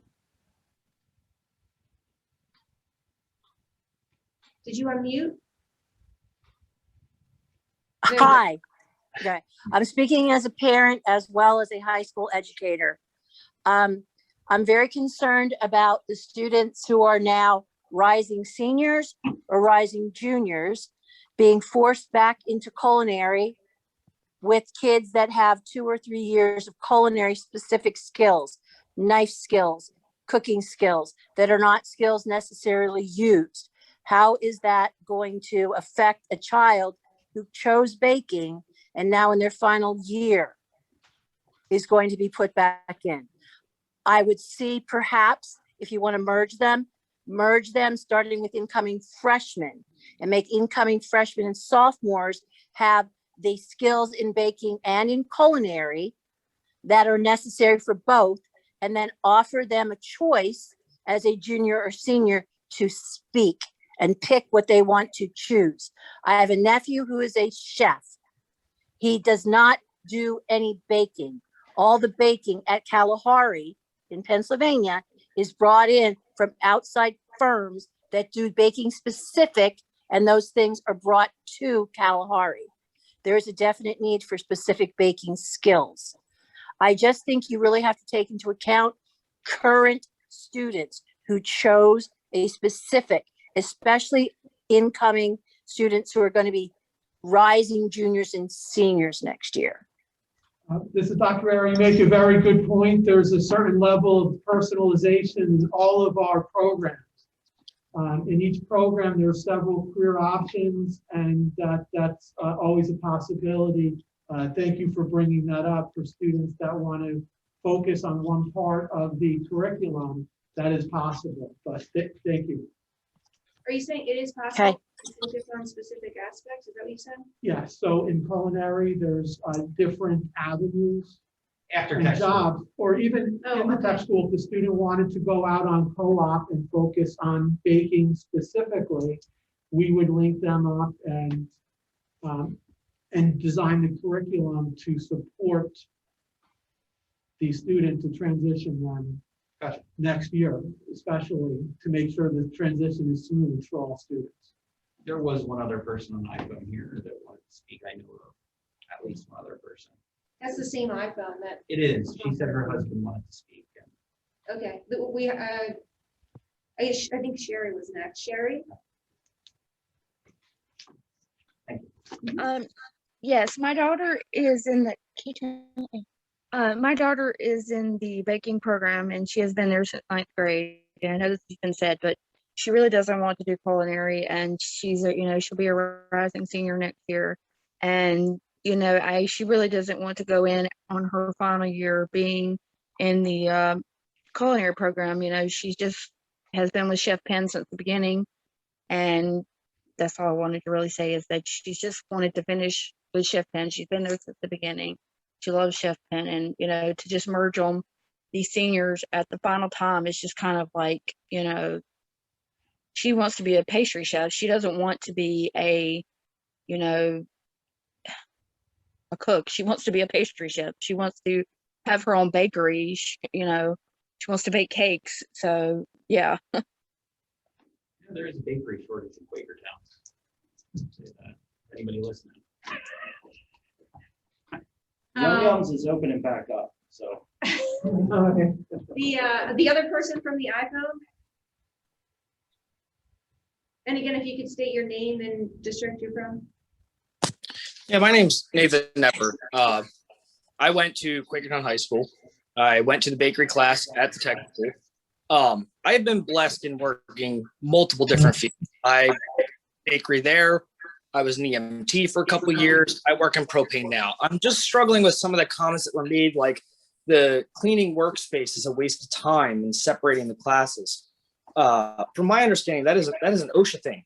standard, whether you're a surgeon or work at a computer or bakery or culinary. Like that's just a general statement. To me, that's not a waste of time. And for that to be a point to make to combine courses or the knife skills. Yes, you need to know how to chop stuff in culinary, and in baking, you may not be chopping stuff so precise, but the point was made of learning to sharpen the knife. Yeah, that's a skill that both should know, but I mean, learning to use a knife is a general skill that's applied to multiple different things. So I I'm just, I don't think they were saying it was a waste of time. I think what they were saying is that it's an overlapping skill. Like the Yes. sanitization, what they're saying is that you're learning that. Then you can apply it to anything. but you can apply that to multiple things. I mean, it's an overlapping skill. I have to learn how to use a knife as a kid to cut my own food. Or the cleaning workspace thing, that's an overlapping skill, but that's an overlapping skill that's applied literally to everything, including what you guys do. You know, that's not a wasted skill. That is a life lesson that everybody should learn, regardless of what field you're in. 10-second warning, David. You want to get 60 seconds. Okay, next, Diana Penn. Oh, yeah, you done? I gave you 10 seconds. Oh, I'm Is sorry. the gentleman good? I thought he was done before you said that. So. I think he's good. They put us on mute. Sorry about that. No. Diana Penn. Good evening. I want to thank everyone for being here, for supporting the baking and pastry program, and for being open to listen to ideas. And I did want to mention that in our program, we do teach knife skills.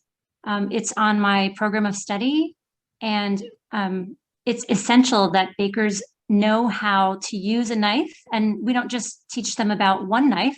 We do the full, I teach them how to sharpen a knife. I teach them everything that I don't want bakers going into kitchens and having them not understand what happens in kitchens. We also do all varieties of food preparation that include boiling and poaching and braising. And we do everything culinary does. We just do it with sweet products. And that's what I explain. We receive ingredients. We do sanitation identically. So there's so much that's crossed over. So I'm challenged with the comments of the well-rounded. While I do understand that, of course, there's more culinary jobs because people eat more food than they do pastry.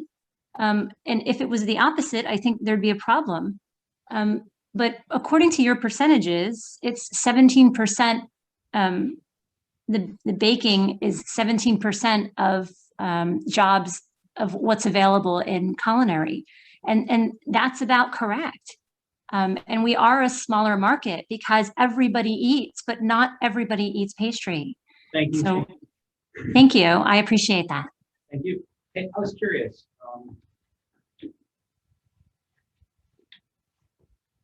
Why was there such a large spike this one particular year as first choice versus the previous years? I'm just curious. I don't think we know. We don't know. Well, it's interesting because it's been such a crazy year too. Everybody wants to eat some sweets. Overall, we've been very successful in marketing recruitment, and there's a variety of factors across the board. Enrollment is up. We're in a good time to be in career tech ed. We prioritize social media. We prioritize the website, et cetera. So again, we've been the support of the JOC and descending school districts, even during COVID, has been really helpful to us. And I think that's important. Across the board, our enrollment is up. I mean, I understand it's an anomaly year because it's 1 year over 5. It looks a little bit different, and you need to, approach everything skeptically. Kind of. There's a reason why, it's doubled in its first choice. Could it be because we have the new electronic platform? When people see it, they're more likely to say, "Oh yeah, that's a great first choice," or, "Did she do a really great job at selling the program?" And friends told friends that you really want to join this program. Are people leaving that class making money when we're not really aware of it? Those sorts of things important for our next meeting. So if you can come up with any of that information, I think it would be really helpful. And Diana, you had mentioned about sending us things that would be helpful. One thing that would be helpful to me, if you have it, because I feel like I keep asking about things more specifically, it would be helpful to be able to actually take a look at what is in the curriculum being learned in the baking program that I think it would give us a better concept of what all that entails as far as you know, how it would relate to being merged into I mean, it would give us a better concept of what all is being what all would be undertaken in trying to combine those two programs. So if that's something that we can get a copy of, I think that would be helpful information. Sure, I can certainly provide that, and like a cross check between. I can eliminate all of the things that line up between culinary and baking, so that you can see what's left for culinary and then what's left for baking, if you wish. Okay, and I don't just mean like the task list. I mean like everything that everybody's been talking about. You know, what you've been talking about, what the other students or the students have been talking about, as far as how in depth the all of these different areas are. Does that make sense? I'm sorry, I'm not quite clear on in regard to the specifics of what you're looking for. Just, I guess, to the best you can, kind of laying out specifically what is in the baking program that these kids would be missing out on, or that would have to be included into the culinary program. Oh, okay. Oh, sure. Okay. And I had one other comment as well. I guess it was David at the end on the iPhone that had made a point about, and I guess I was the one asking originally and gave that terrible hand overlapping thing about the overlapping skills. And I guess I would put it this way: if you were to become a doctor, you would first go into medical school. You know, you would first take your undergrad classes, you would take all those things that overlap. And then after that period of time, you go off into your specialty. So yeah, that's sort of how I was describing the overlapping portions of this. Not that they should be ignored or glossed over or they're not important. You know, every skill from learning how to wash a dish to learning how to flambe whatever you flambe. I don't even know what that word is, but you know, they're all very important skills. So, you know, I just wanted to clarify that I wasn't glossing over that or making it that any of those skills were any less important than others. That I was just making the point that some are taught in both culinary and baking. And so that isn't necessarily lost time if there's a combined course, because those same skills would be taught in both classes. Right, it was an efficiency, and I think that was perceived, like what you were talking about, I think people perceived it in a different capacity than what you meant. I tend to describe things poorly. Well, I think what you're saying is that since they'd be learning it in both programs, you wouldn't count that time twice. If Yes. the program was together, you'd still be learning it once, you wouldn't be learning it twice. And so the overlap between the two programs, you would count that one time, you wouldn't count that twice for the time that you're putting in. And so what really needs to be, you know, determined is it, when you take into account the overlap and the redundancy, but also taking into account that redundancy is how you get really good at it, right? It's those kinds of things that you have to look at as far as what specifics are in baking and culinary, and what that looks like if you're putting it together. And look, just to be clear, this is not minimizing the baking program or the culinary program. I think what we're saying is these are both really great skill sets to have. And if it's possible for our kids to learn all of the skills in both of those areas before graduating here, that just makes them more marketable for all of the positions. That's all we're saying, is that, you know, in the culinary program, having that baking skill set would be to their advantage, and in the baking program, having that culinary skill set would be to their advantage. So I think that, you know, that was the purpose of this discussion. And you know, that's why we're trying to get all this additional information from everybody and be able to look at those details. So I know Ann Gonsalves, I think you said there was a different person in the household who wanted to speak.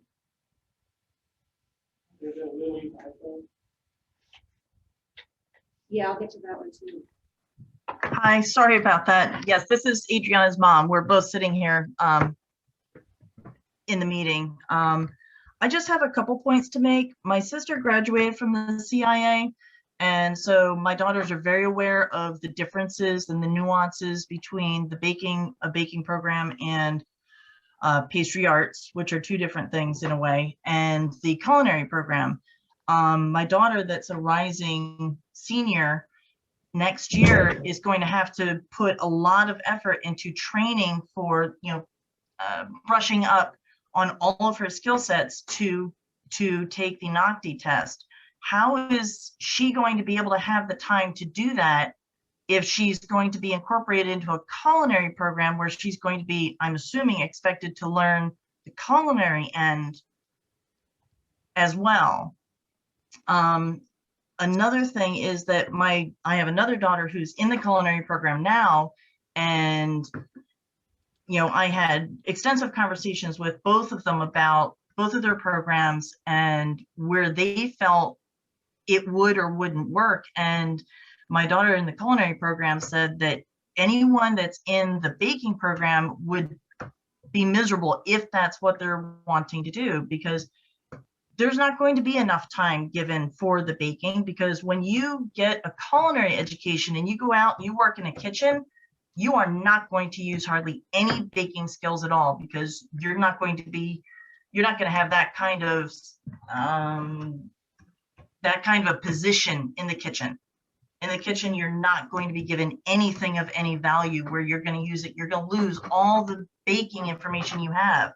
Anyone going into baking is going out and they specifically are interested in baking because it's an art. It's a science and it's an art where, yes, culinary can be artistic, but that's a very high-end restaurant. Otherwise, it's not as specific and demanding.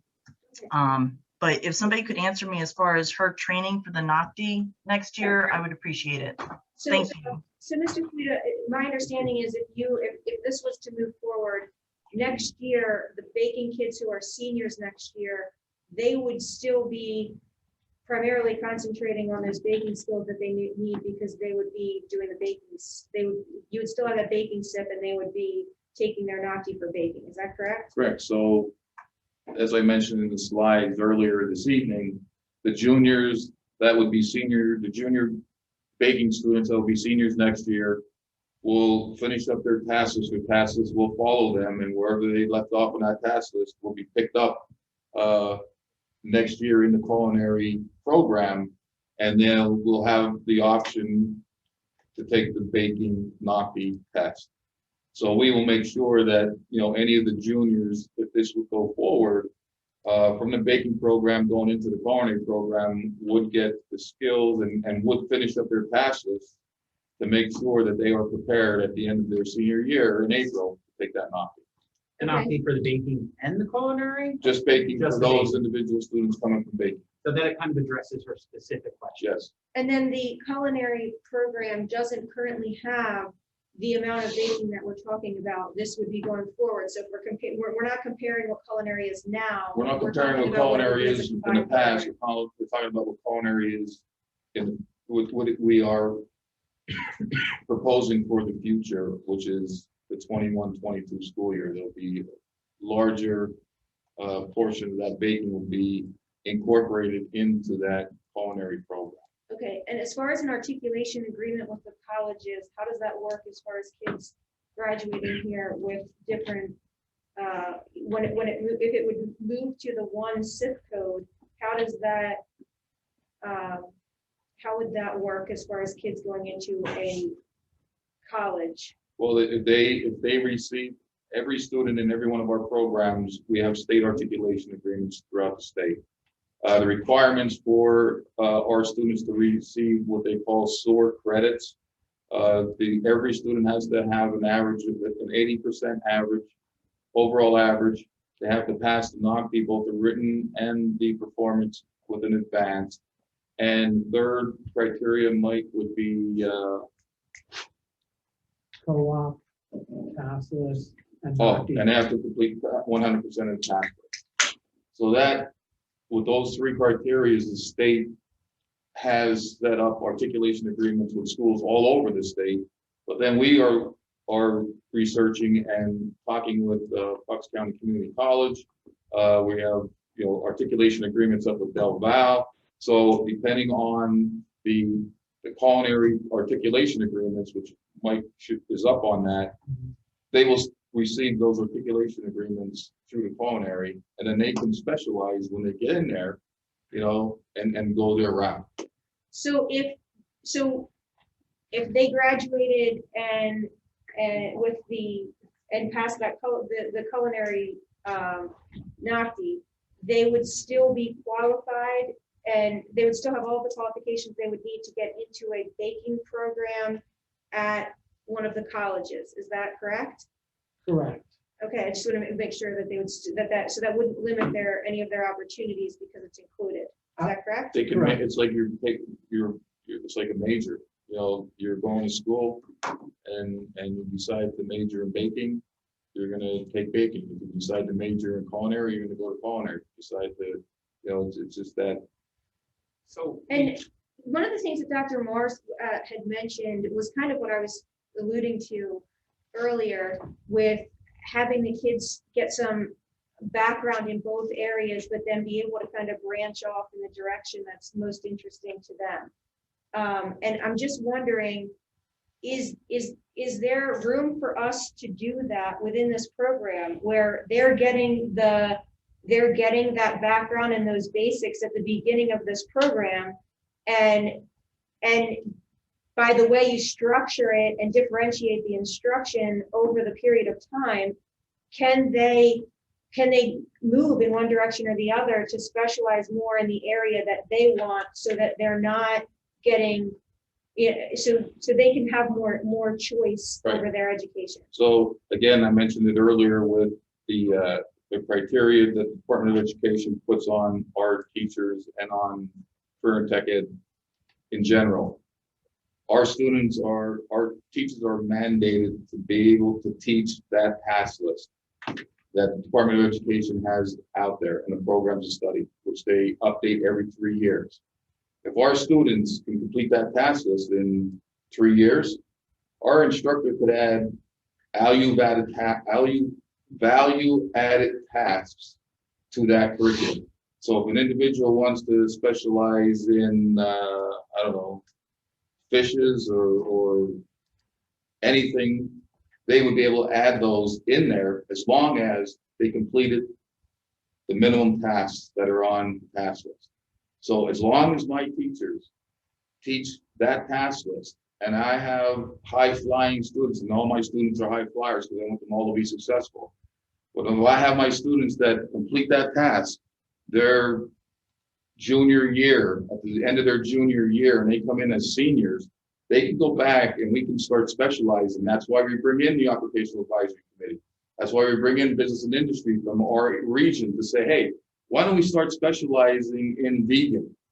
Let's start talking about, doing some vegan stuff. Let's start talking about maybe we have a local butcher and we don't do enough butchering. Let's start adding some of those things in there. So yes, but the main focus of our instructors is to make sure that all our students complete the tasks before we add any other tasks on top of the task that is mandated by the Department of Education. So there is room to grow, and that's going to depend on the skill set of the individual student. So every student works through that task list faster than other students. Some do. So it would be advantageous differentiated that way. Yes, and that's why we incorporate learning guides, and that's why we incorporate our lesson plans, so our students can work so independently and work at their own pace and move through the curriculum and move through the task with the help of the instructor. I mean, it's all combined. It's all into that Perkins 5. They need all of that data. So depending on the individual student, is depending on how far they can go in our programs and then beyond. Many students go into apprenticeship programs through the Department of Labor. Bucks County has the Cook and Pastry Apprenticeship Program.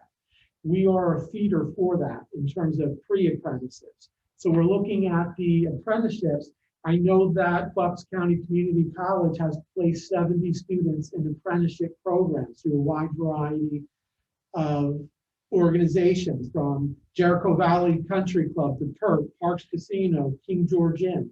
So it's that apprenticeship, and you could focus on 2 different areas. It splits. You could go into the culinary, and then you could also go into the baking and pastry based on what avenue. I have the information for the chef apprentices in this county, and I'm exploring, we are looking at the baking apprentices to see how many there are. But there is that is an area that we need to focus on, pre-apprenticeship, apprenticeship program in the county. So for Skills USA, can we, if this was a combined program, can we still send kids to participate in the baking competition in Skills USA? No, because we won't have, We'll have to I look should into ask, that. I have to look into that because I'm pretty sure that baking is in the culinary program, in the culinary curriculum. So I'll look into that. Yeah, But can I'm you get us pretty- an answer Yeah, on that? absolutely. Yeah, because even if a kid that's going through culinary, Yeah. they should still be able to, I mean, I don't know what the rules at Skills USA are, but So the other, just kind of thinking through some of the different things that people have suggested and the concerns about current students. And I understand that when you move to that program, you need the certifications under the culinary umbrella. But if one of those teachers also has the baking certification to teach under the baking SIP, couldn't we look into whether or not PDE would let us carry that additional SIP for kids who are currently enrolled in the baking program to continue through the baking program while that teacher is, and mixed in that group, if that teacher is concentrating on the baking aspect of the combined task list, right? And we're dividing up students into groups, and the kids who are currently in baking could stay in the baking group and be able to get that. Is there any way to get permission to be able to do that so that the current students would be able to continue in the program that they're already in? That it's PD, it's set up with the SIP codes. So every program has their SIP, and if you don't have the SIP, you can't teach that class. Well, right, but if a teacher is certified under both SIPs, and you keep some kids under the one SIP, and the teacher is teaching kids that are technically under both SIPs, but they're working on the same skill set, can you can't do that? No, The class can only be assigned one SIP. You're correct. And that sort of follows the teacher that in that classroom. Even if the teacher would be qualified to also do a class with the other SIP.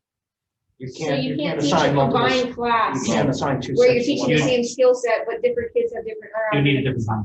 Yeah, right. So one per class, it's only have one SIP.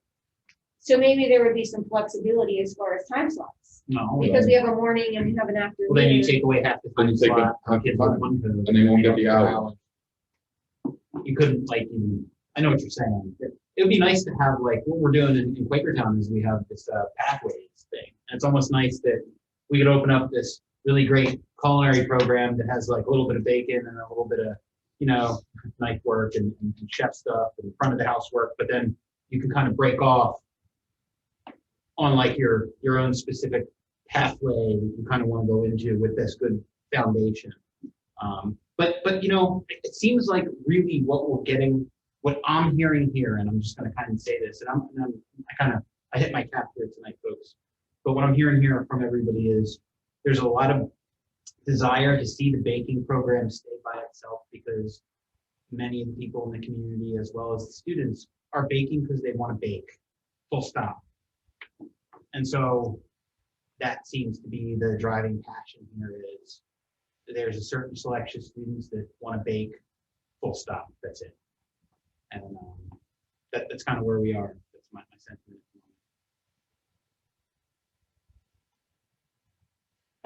Samantha? Yeah, hi. My name is Samantha Wood. I graduated from the Baking and Pastry Arts program last year. I just want to say that everything that we learned in baking, I don't think there would be any way to learn it all in like less than 4 years. And about skills, I had gone to skills, and I don't think I would have been able to do it with like just the basic skills. It would have been hard, and I don't think I would have placed. That's all. Thank you.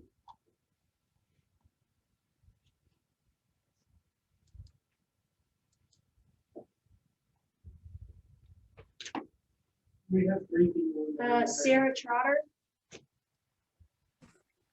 Hi, my name's Sarah Trotter. I'm a culinary student at Penridge. I'm a senior this year. I just wanted to touch on a couple points. So, for one thing, I think that culinary and baking are two completely different things. I think the one logic that you were using was that there's many things that overlap, and I think you're going to have that in many different shops at the school. However, the difference between culinary and baking is there's just people have such passion for what they do. So I'm a co-op student and I have a lot of passion for what I do in culinary, and I'm sure baking students have the same thing. So when you broaden the skills that each kid is going to learn, I'm going to be learning baking and culinary. Well, I'm not because I'm a senior, but students underneath me. When you broaden everything, it's going to lessen the skill set that each student would want to have in their desired field. So that's going to lessen the skill sets that culinary students would want to have if they weren't in a combined program. So I just think that you're not really taking into consideration the students themselves, if that makes any sense. So I don't know. I just think that the seniors this year all have an agreement that it would just be a lot better for the underclassmen right now to stay in their programs and not combine them because they're just so different. So that's all. Lily Zyphone.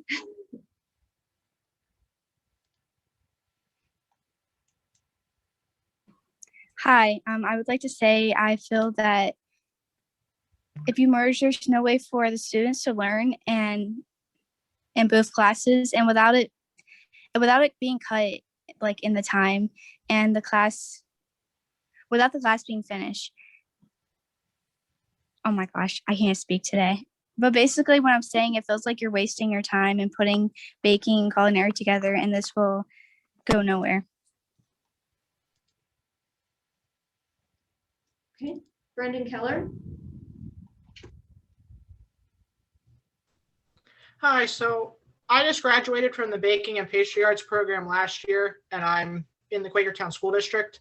I just wanted to touch up on a few things as well, pretty much about like Skills USA, like what about the cake decorating or competition and the baking program, or competition, not program, sorry, and also about what would happen to the bakery and then the special cakes that people could order. Like, I don't think that the students will be able to do that because we're not learning, or they won't be learning cake decorating as much. And also the certifications that is, that you brought up earlier, like baking students can get culinary certifications. Each program is pretty much getting the same certifications, I believe, ServSafe and the OSHA one. And again, with the food truck and catering stuff, baking students, at least when I was there, had the option doing breakfast with Santa and breakfast with Easter Bunny, as well as helping out with the food truck.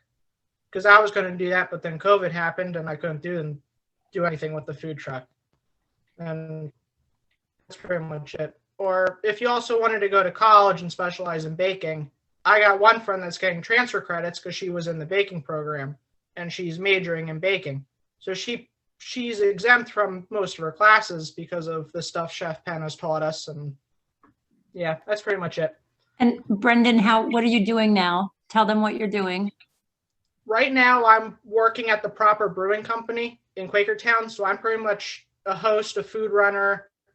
I was a dishwasher once and also a cook. So like I'm jumping all around there because I'm capable of doing everything because of Chef Penn's class and me being Serve Safe certified and having all the other Serve Safe certifications that there is. So I pretty much do it all at where I work now. That's it. Okay. Would they still be doing cake orders and stuff like the cake decorating and doing orders for The people? bakery will be open the same time the restaurant's open, 4 days a week. And the certifications between the two programs are the same, or I thought that there was more certification. I thought there was. Mr. Correct, our revised culinary program will be bringing in multiple certifications on top of the current certifications that baking, Serve Safe, SP2, that baking culinary already have. He's going to bring in others as well, and he wants to get the program certifiable. Let me ask you a question.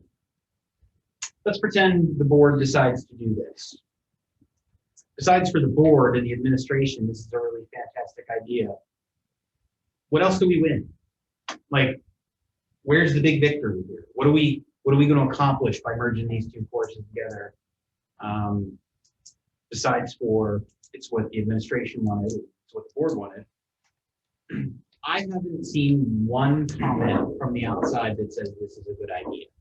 And as a representative of my community, who's obviously on a different side of the table than I was on at the beginning of this call 2 hours ago, I'm really concerned about why we're bringing this forward. It happened so quickly, and the community being so against it. And so, I got a little bit of reservation at this moment in time. Well, I don't think that anyone knew what the community's opinion would be until that's the whole point of this discussion. Okay. Right? Is to have this discussion and hear what the community. So has what to else say with the positive students, is with going the to, what teachers. positive is going to come from this? I know you said that, I said it, well-rounded student with each person with a little bit more education. That aside, we did learn that the people that are taking these baking classes or the people taking the cooking classes, they know that that's the one craft that they want to get into. So do we get anything else? Yeah, Please. The students and job market in Bucks County, Pennsylvania show that our students graduating from the culinary program will have a much better opportunity of becoming employable than just baking with a 9% increase. And that's what it all came down to the data and trying to support what Bucks County and Pennsylvania job market looks like, and for the students to become successful when they graduate from here. That's the purpose of the the conversation. The data shows, it was up there, and that is the purpose. Is that I want to make sure, and we all want to make sure that all of our students that graduate from our programs are going to be employable. Not just with one skill, but maybe with multiple skills and multiple skill sets. And that's what that's basically why we are here discussing this evening. And okay, thanks. Isn't that tracked too by PDE? Yeah. How people are employed when they graduate from certain schools, from certain programs, from certain geographic areas. Is that tracked through PDE or? Yes. Yeah. So job placement is a component of that 3 years when students. So do we have past numbers of baking compared to culinary? Not with If us. that's been tracked? Yeah.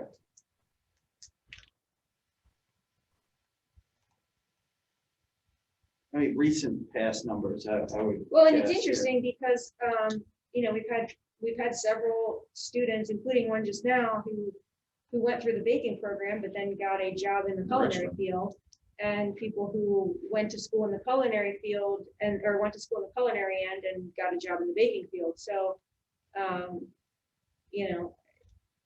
But there's also people that say, I want to bake stuff. You give me a spatula and a knife, and I lose interest, right? They don't want to cook anything. They want to bake stuff. Yeah. And so, you know, that's why they're here, like literal purpose why they're here. You know, they want to bake stuff. And, you know, baking within itself actually is breaking off to be its own, once again, growing industry. I mean, there's a whole edibles market out there now, making billions of dollars. I mean, it's a real thing. And, you know, maybe keeping baking on its own or specializing into a confections program or, you know, adding to that program, maybe a different path that we want to consider. I'm just about done with this. So I think there were some additional questions that you guys are going to get information on so that we can share that information at the next meeting. If other people have questions, they can also submit them to the board so we can try to get answers to those questions.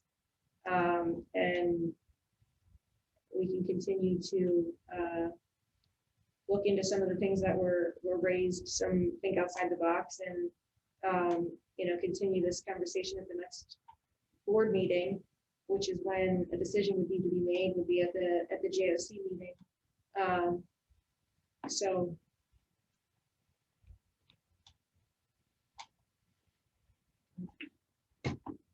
I saw Rachel Wiring has your hand up. Is it the same person though, or are you a different person using the same phone? No, I'm the same person. Okay. Yeah, I'm not gonna circle all the way back around again, just in the essence of time, but feel free to also send you know, a follow-up email if there's anything else that you want to add. Yeah, I guess further comments moving into the future should probably be addressed to the entire JOC then. Right, because the entire JOC will be deciding on this.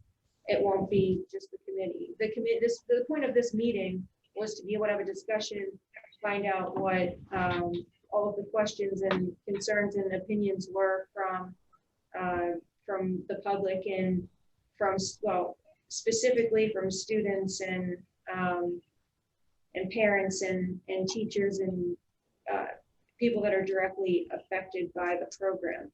I know we heard from several students, but we also didn't hear from,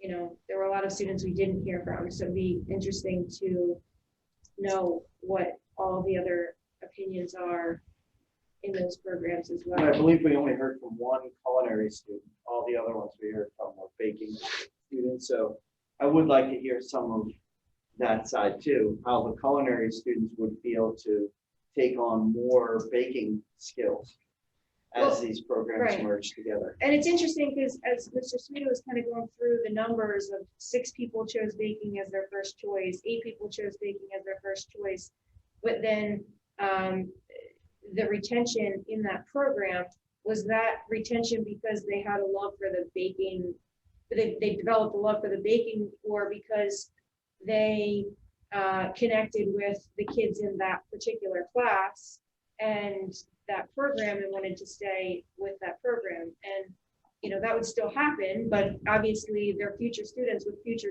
you know, future programs. So it's not, I guess for me, it's differentiating kind of those factors, because expanding the skill set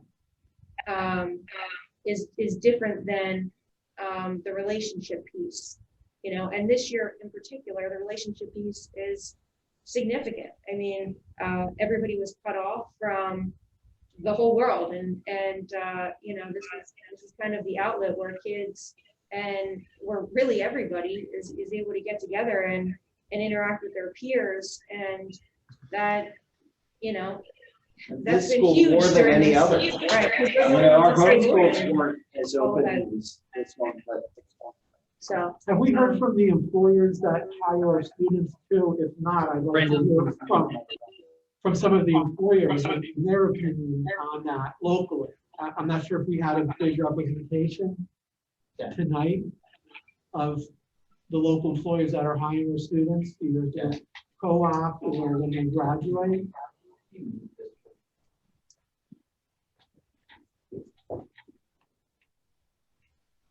Sorry. No, it's okay. I spoke to some generic not generic I spoke to some employers, but not necessarily ones that had hired our students directly. I don't really have any contact with I don't personally know any, so I couldn't reach out to them. I don't know if anyone's on or just something to explore. It would be nice to hear from the employers that the students are going to a background. Like what they're using when they get there. Are they using any bakery? Right? Is that the sort of thing? Yeah, how this would impact them. Well, and I think we sent this email to parents and students of the program, and so it's really who they reached out to, because I don't know that necessarily most of the other people in the industry even have any idea we're having this meeting tonight. So it makes it difficult to get a clear understanding of where everybody's heads are, I guess. All right, so hi. Did you speak already? Hi, I'm not sure if you can hear me or not, or if my microphone is working. She did not speak, Megan. I don't remember her name. We could hear it. Okay, go ahead. Yeah, we can hear you. Go ahead. No, I haven't spoken yet. My name is Becca Aligned. I'm actually the owner of the Farm Bakery and Events in Quakertown. I think I heard someone say there wasn't a bakery in Quakertown, but I don't know who that was, but I'm going to find you. No, I'm just kidding. I need some cannolis. You know like what? right He's now. going to be stopping in at your bakery now tomorrow. No, I'm just kidding. I'm just kidding. But my family, I actually grew up in the restaurant industry. For those of you who know, my family had Myers Restaurant in Quakertown for like 54 years. And we had a restaurant and also a bakery on site. So I'm very familiar, with both culinary and also bakery pastry programs. I tried to have my dad come on the call as well. He is a graduate of the CIA. And is both a trained baker and a chef as well. So we recently opened up a bakery here at our farm. We have a wedding barn venue and a bakery here. And I have to say that I've been listening to the call and, all the concerns with the students and teachers and people involved in the bakery arts program. And it's extremely hard for us to find good skilled workers in the baking field. And so not everyone leaves the culinary programs from the VOTEC schools and actually goes on to, different culinary programs like the CIA or other things like that. And I think what's hard for us as a small business is the time we spend training people to do baking jobs, whether it be making pie crusts. Something simple as a pie crust is an art. It takes a lot of time to build those skill sets. So, I do agree it is nice to have well-rounded students who can both have those nice skills and do all those different things, but there's specific art that's taught in a baking program that I think you can feather in culinary aspects to make people a very well-rounded student that will come out and be very marketable to an employer like myself. We are currently hiring right now, and our business is growing, and we reached out recently to the Upper Buck VOTEC school and a lot of the VOTEC schools in the area just to get skilled people, so we don't have to spend as much time training people as well. So the fact that you're considering merging the two programs, I think, in my opinion, I don't think it's a great idea, in the sense that you have students out there who are very passionate about baking, and they may lose that passion by having to learn other skill sets too. Not to say that that's a bad thing, but I think you can do that in a way that you can really accelerate both programs and make both students very marketable. Thanks, Becca. Last chance to plug your bakery one more time, please. I'm writing it down for the record. No, that's okay. More concerned about the students. I know. I really want to know the name of your bakery, though. Oh, it's called the Farm Bakery and Events in Quakertown. The farm? Yeah, that's how. By the way, I do know you too. You're Becca, formerly Becca Myers. Now I recognize. Yes, I saw you, Chris. Yes. Great I know website, your by the way. last name. Sorry, I don't have my video on. I can turn my video on too. Thanks for your comments, Becca. Yeah, thank you for having us. Okay, so just tying back into some questions that have come back in on here about, again, no one wants to take away any programs. The consideration was whether or not they're better together or not, and we are taking in everything that you are saying. And again, we're not making any decisions. This was an informational meeting. This has been informational for us, as you know. The idea was for you to hear what the proposal was, for us to hear what the proposal was, for us to hear from all of you. And I think this has been very helpful. I think my frustration is that I don't think that this setting is conducive to an open dialogue. And so I'm not a big fan of the way that we have to communicate, because I think it's a lot more intimidating, and I think that there's less room for open conversation. Unfortunately, we're limited with how we're allowed to do this meeting, and we didn't want to have a situation where some people could come in and some people couldn't, and can anyone even hear what each other are saying? And so that's kind of how we ended up where we are. There was a question in there about getting the information. Mr. Suida is going to be getting the information that we talked about, including the Skills USA. Okay, you do? Go ahead. So I have the answer for the Skills USA. Yeah, the students will be able to partake in Skills USA if they are in a culinary program, which is dough, basic baking, and cake decorating. Okay.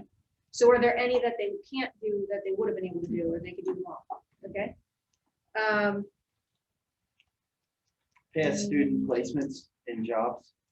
I had asked that one. I think he wrote down when I said that. And I have marketing, and I have all skills is done. Culinary and baking class. Yeah, I guess job placement levels, or like I had asked if that was tracked, and then Dr. Herrera said it was. So. And then there are other pieces of this.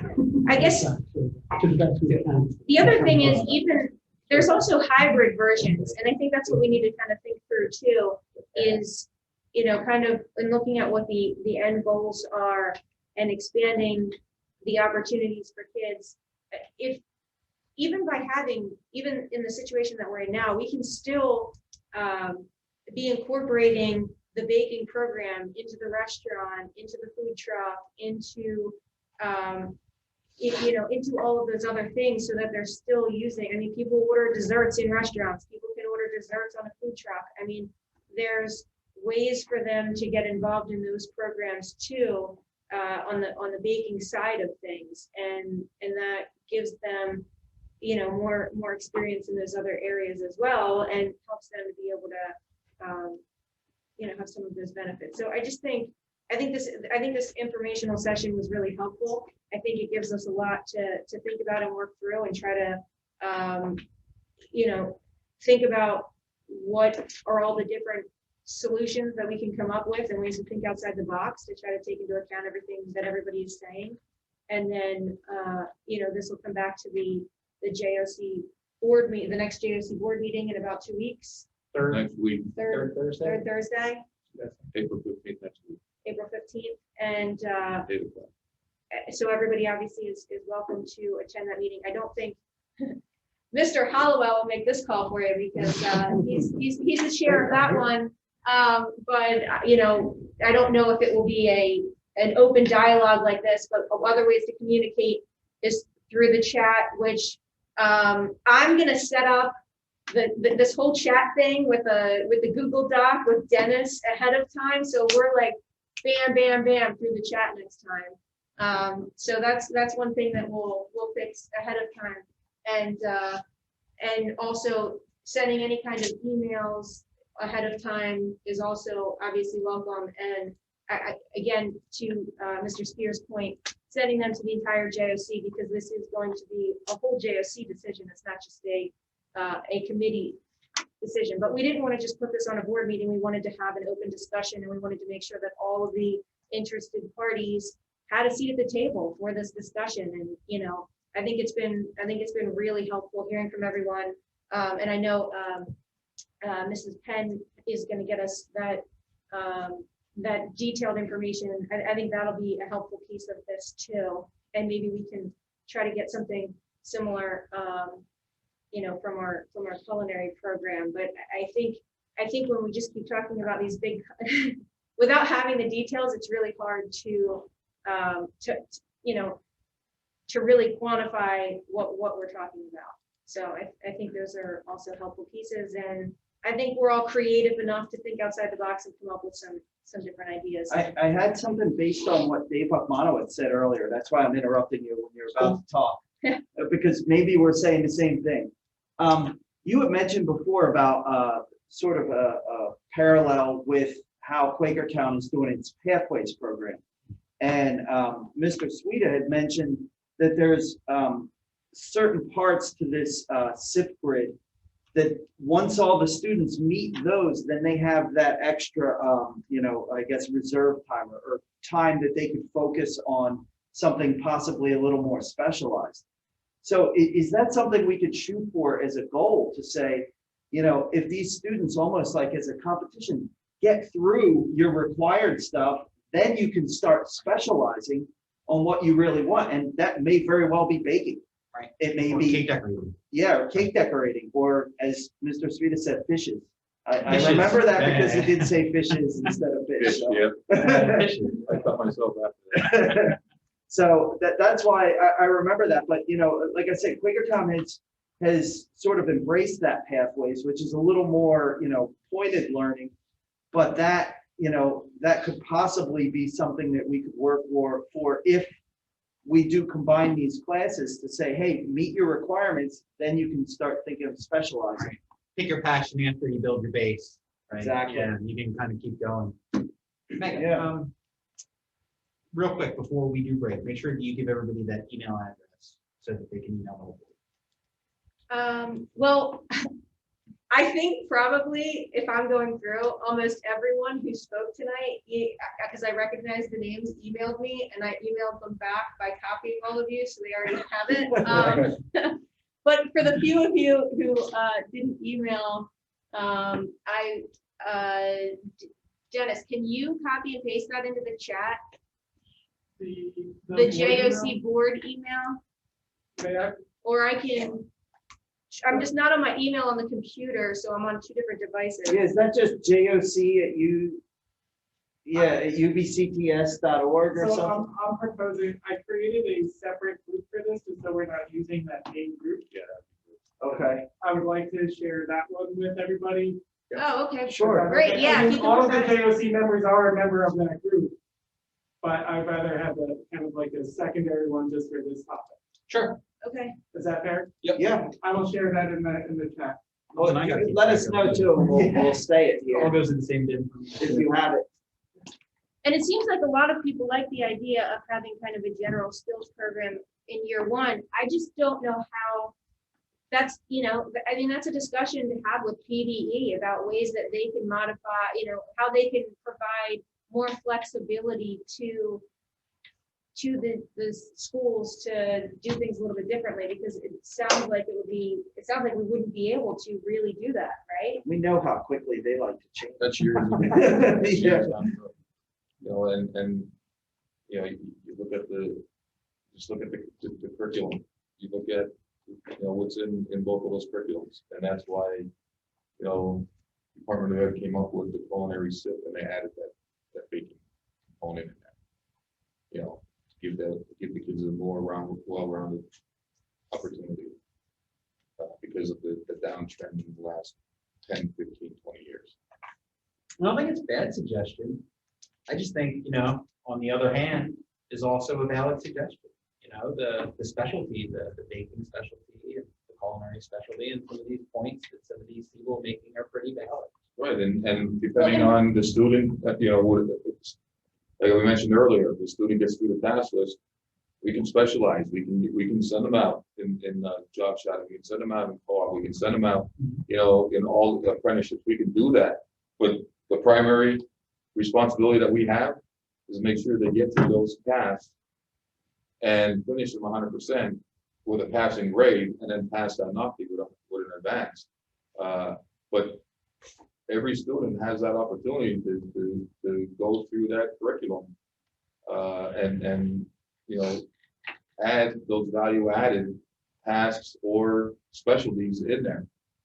And that every student's different. So it depends on that individual student. It is. You actually just said it. Every student's different. And now here we go making 2 classes into 1 class. And we're like, every student's different.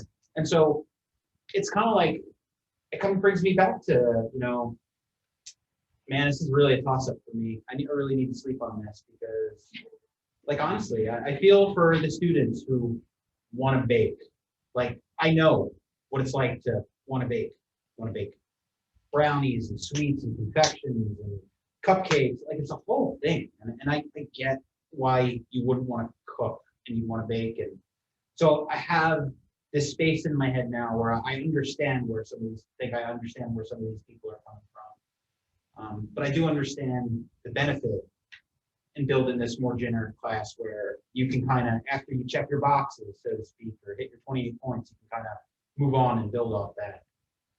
But you know, there's another 28 points on the other side that people don't care about. And like, you're really going to be taken away from their experience here at the tech school from what they wanted to do by forcing them to do some of this cooking stuff, or vice versa. Actually, you know, some people don't want to bake. You know, they don't want to go near the oven. They just want to cook. You know, I mean, of course you cook with the oven a little bit, but you know what I mean.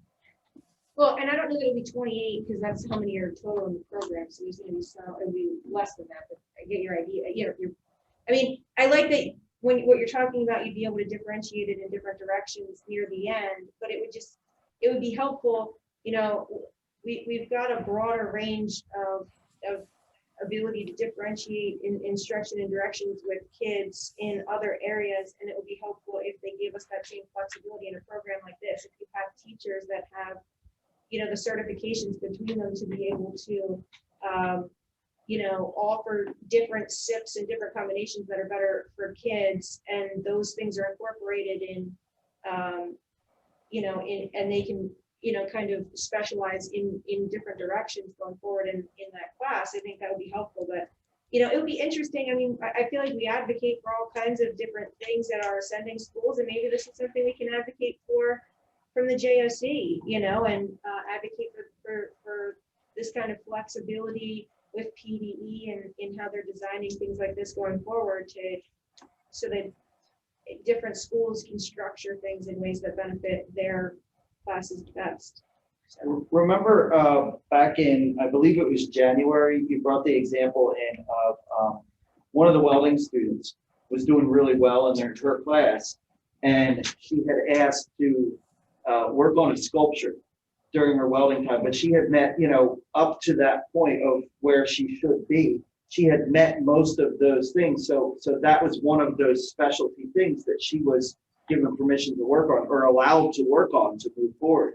That's what I'm kind of picturing how the class would be. So it doesn't necessarily make it need to be done at the end of the year once you've reached all those points. Like throughout the year, there's certain benchmarks. You should be at this point by the first marking period. Well, if you're a little bit ahead, maybe you could start working on, you know, some of your specialty things at the end of the first marking period. Or well, and that's when I get back to the curriculum piece of it. Really helps if it's all laid out and people can see, hey, this is what I would be doing, this is when I would be doing it, this is what I wouldn't be doing, this is what I would be doing. And so for me, that component is, you know, I know it's not possible, but piggybacking off that, Megan, and what you said, Chris, this guy Dave on here said make it like the Eagle Scout process, and I think it's hilarious because it's like because you're the only one that knows what that is. Well, it's like an incremental step process, right? So you get your one badge, your heart badge, and then your life badge, your heart badge, and you get the other one, and then you get your Eagle, right? You know, but there's a step process. You need to check the boxes before you can get to the other thing. And what he's saying is there is a process available. And all your students that are in your troop together and your senior, you don't all make it to Eagle at the same time. Everybody does it at their own pace. And that's one of the things that, I mean, it's harder on the teacher, don't get me wrong, you know, when we're talking about this in this sense, but the Eagle Scout idea is kind of nice because, you know, the idea of being able to go through and check the boxes at your own pace, but also being able to go off and build on what you want to. Anyway, I'm done. Literally, I'm done. I motion to dismiss. I'm waiting for Jim to second on that one. All right, so. Okay, so, Really, anyone you guys can we will get second. answers to all of the, we'll get answers to any other questions, make sure that those things can be addressed at the next meeting, as well as, the information from our teachers, and we'll move this discussion to the next meeting and, Which see next where meeting? everybody ends up. It is Excellent on question. April 15th. April So is it 15th. gonna be on the April 15th meeting? Yeah. Okay.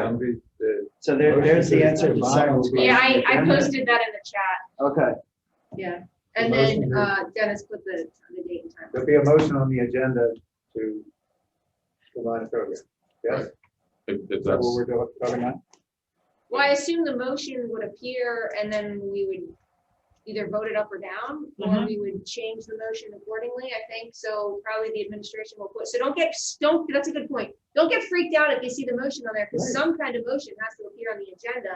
And then For the board discussion. has to discuss it and decide what to do. So just because, if it just ends up on the agenda, that's because we have to let you know that that topic is on the agenda. And we might It vote doesn't on mean it. it's been decided before people come to the meeting. That Doesn't means the even topic's on necessarily. there and the board needs to discuss it and see what the board wants to do about it. And the board can vote to modify the motion or They can table vote the not to vote. motion or whatever. So that's a good point. So I don't want anyone to get the agenda and think, oh, they decided it before they got here, because that's not the case.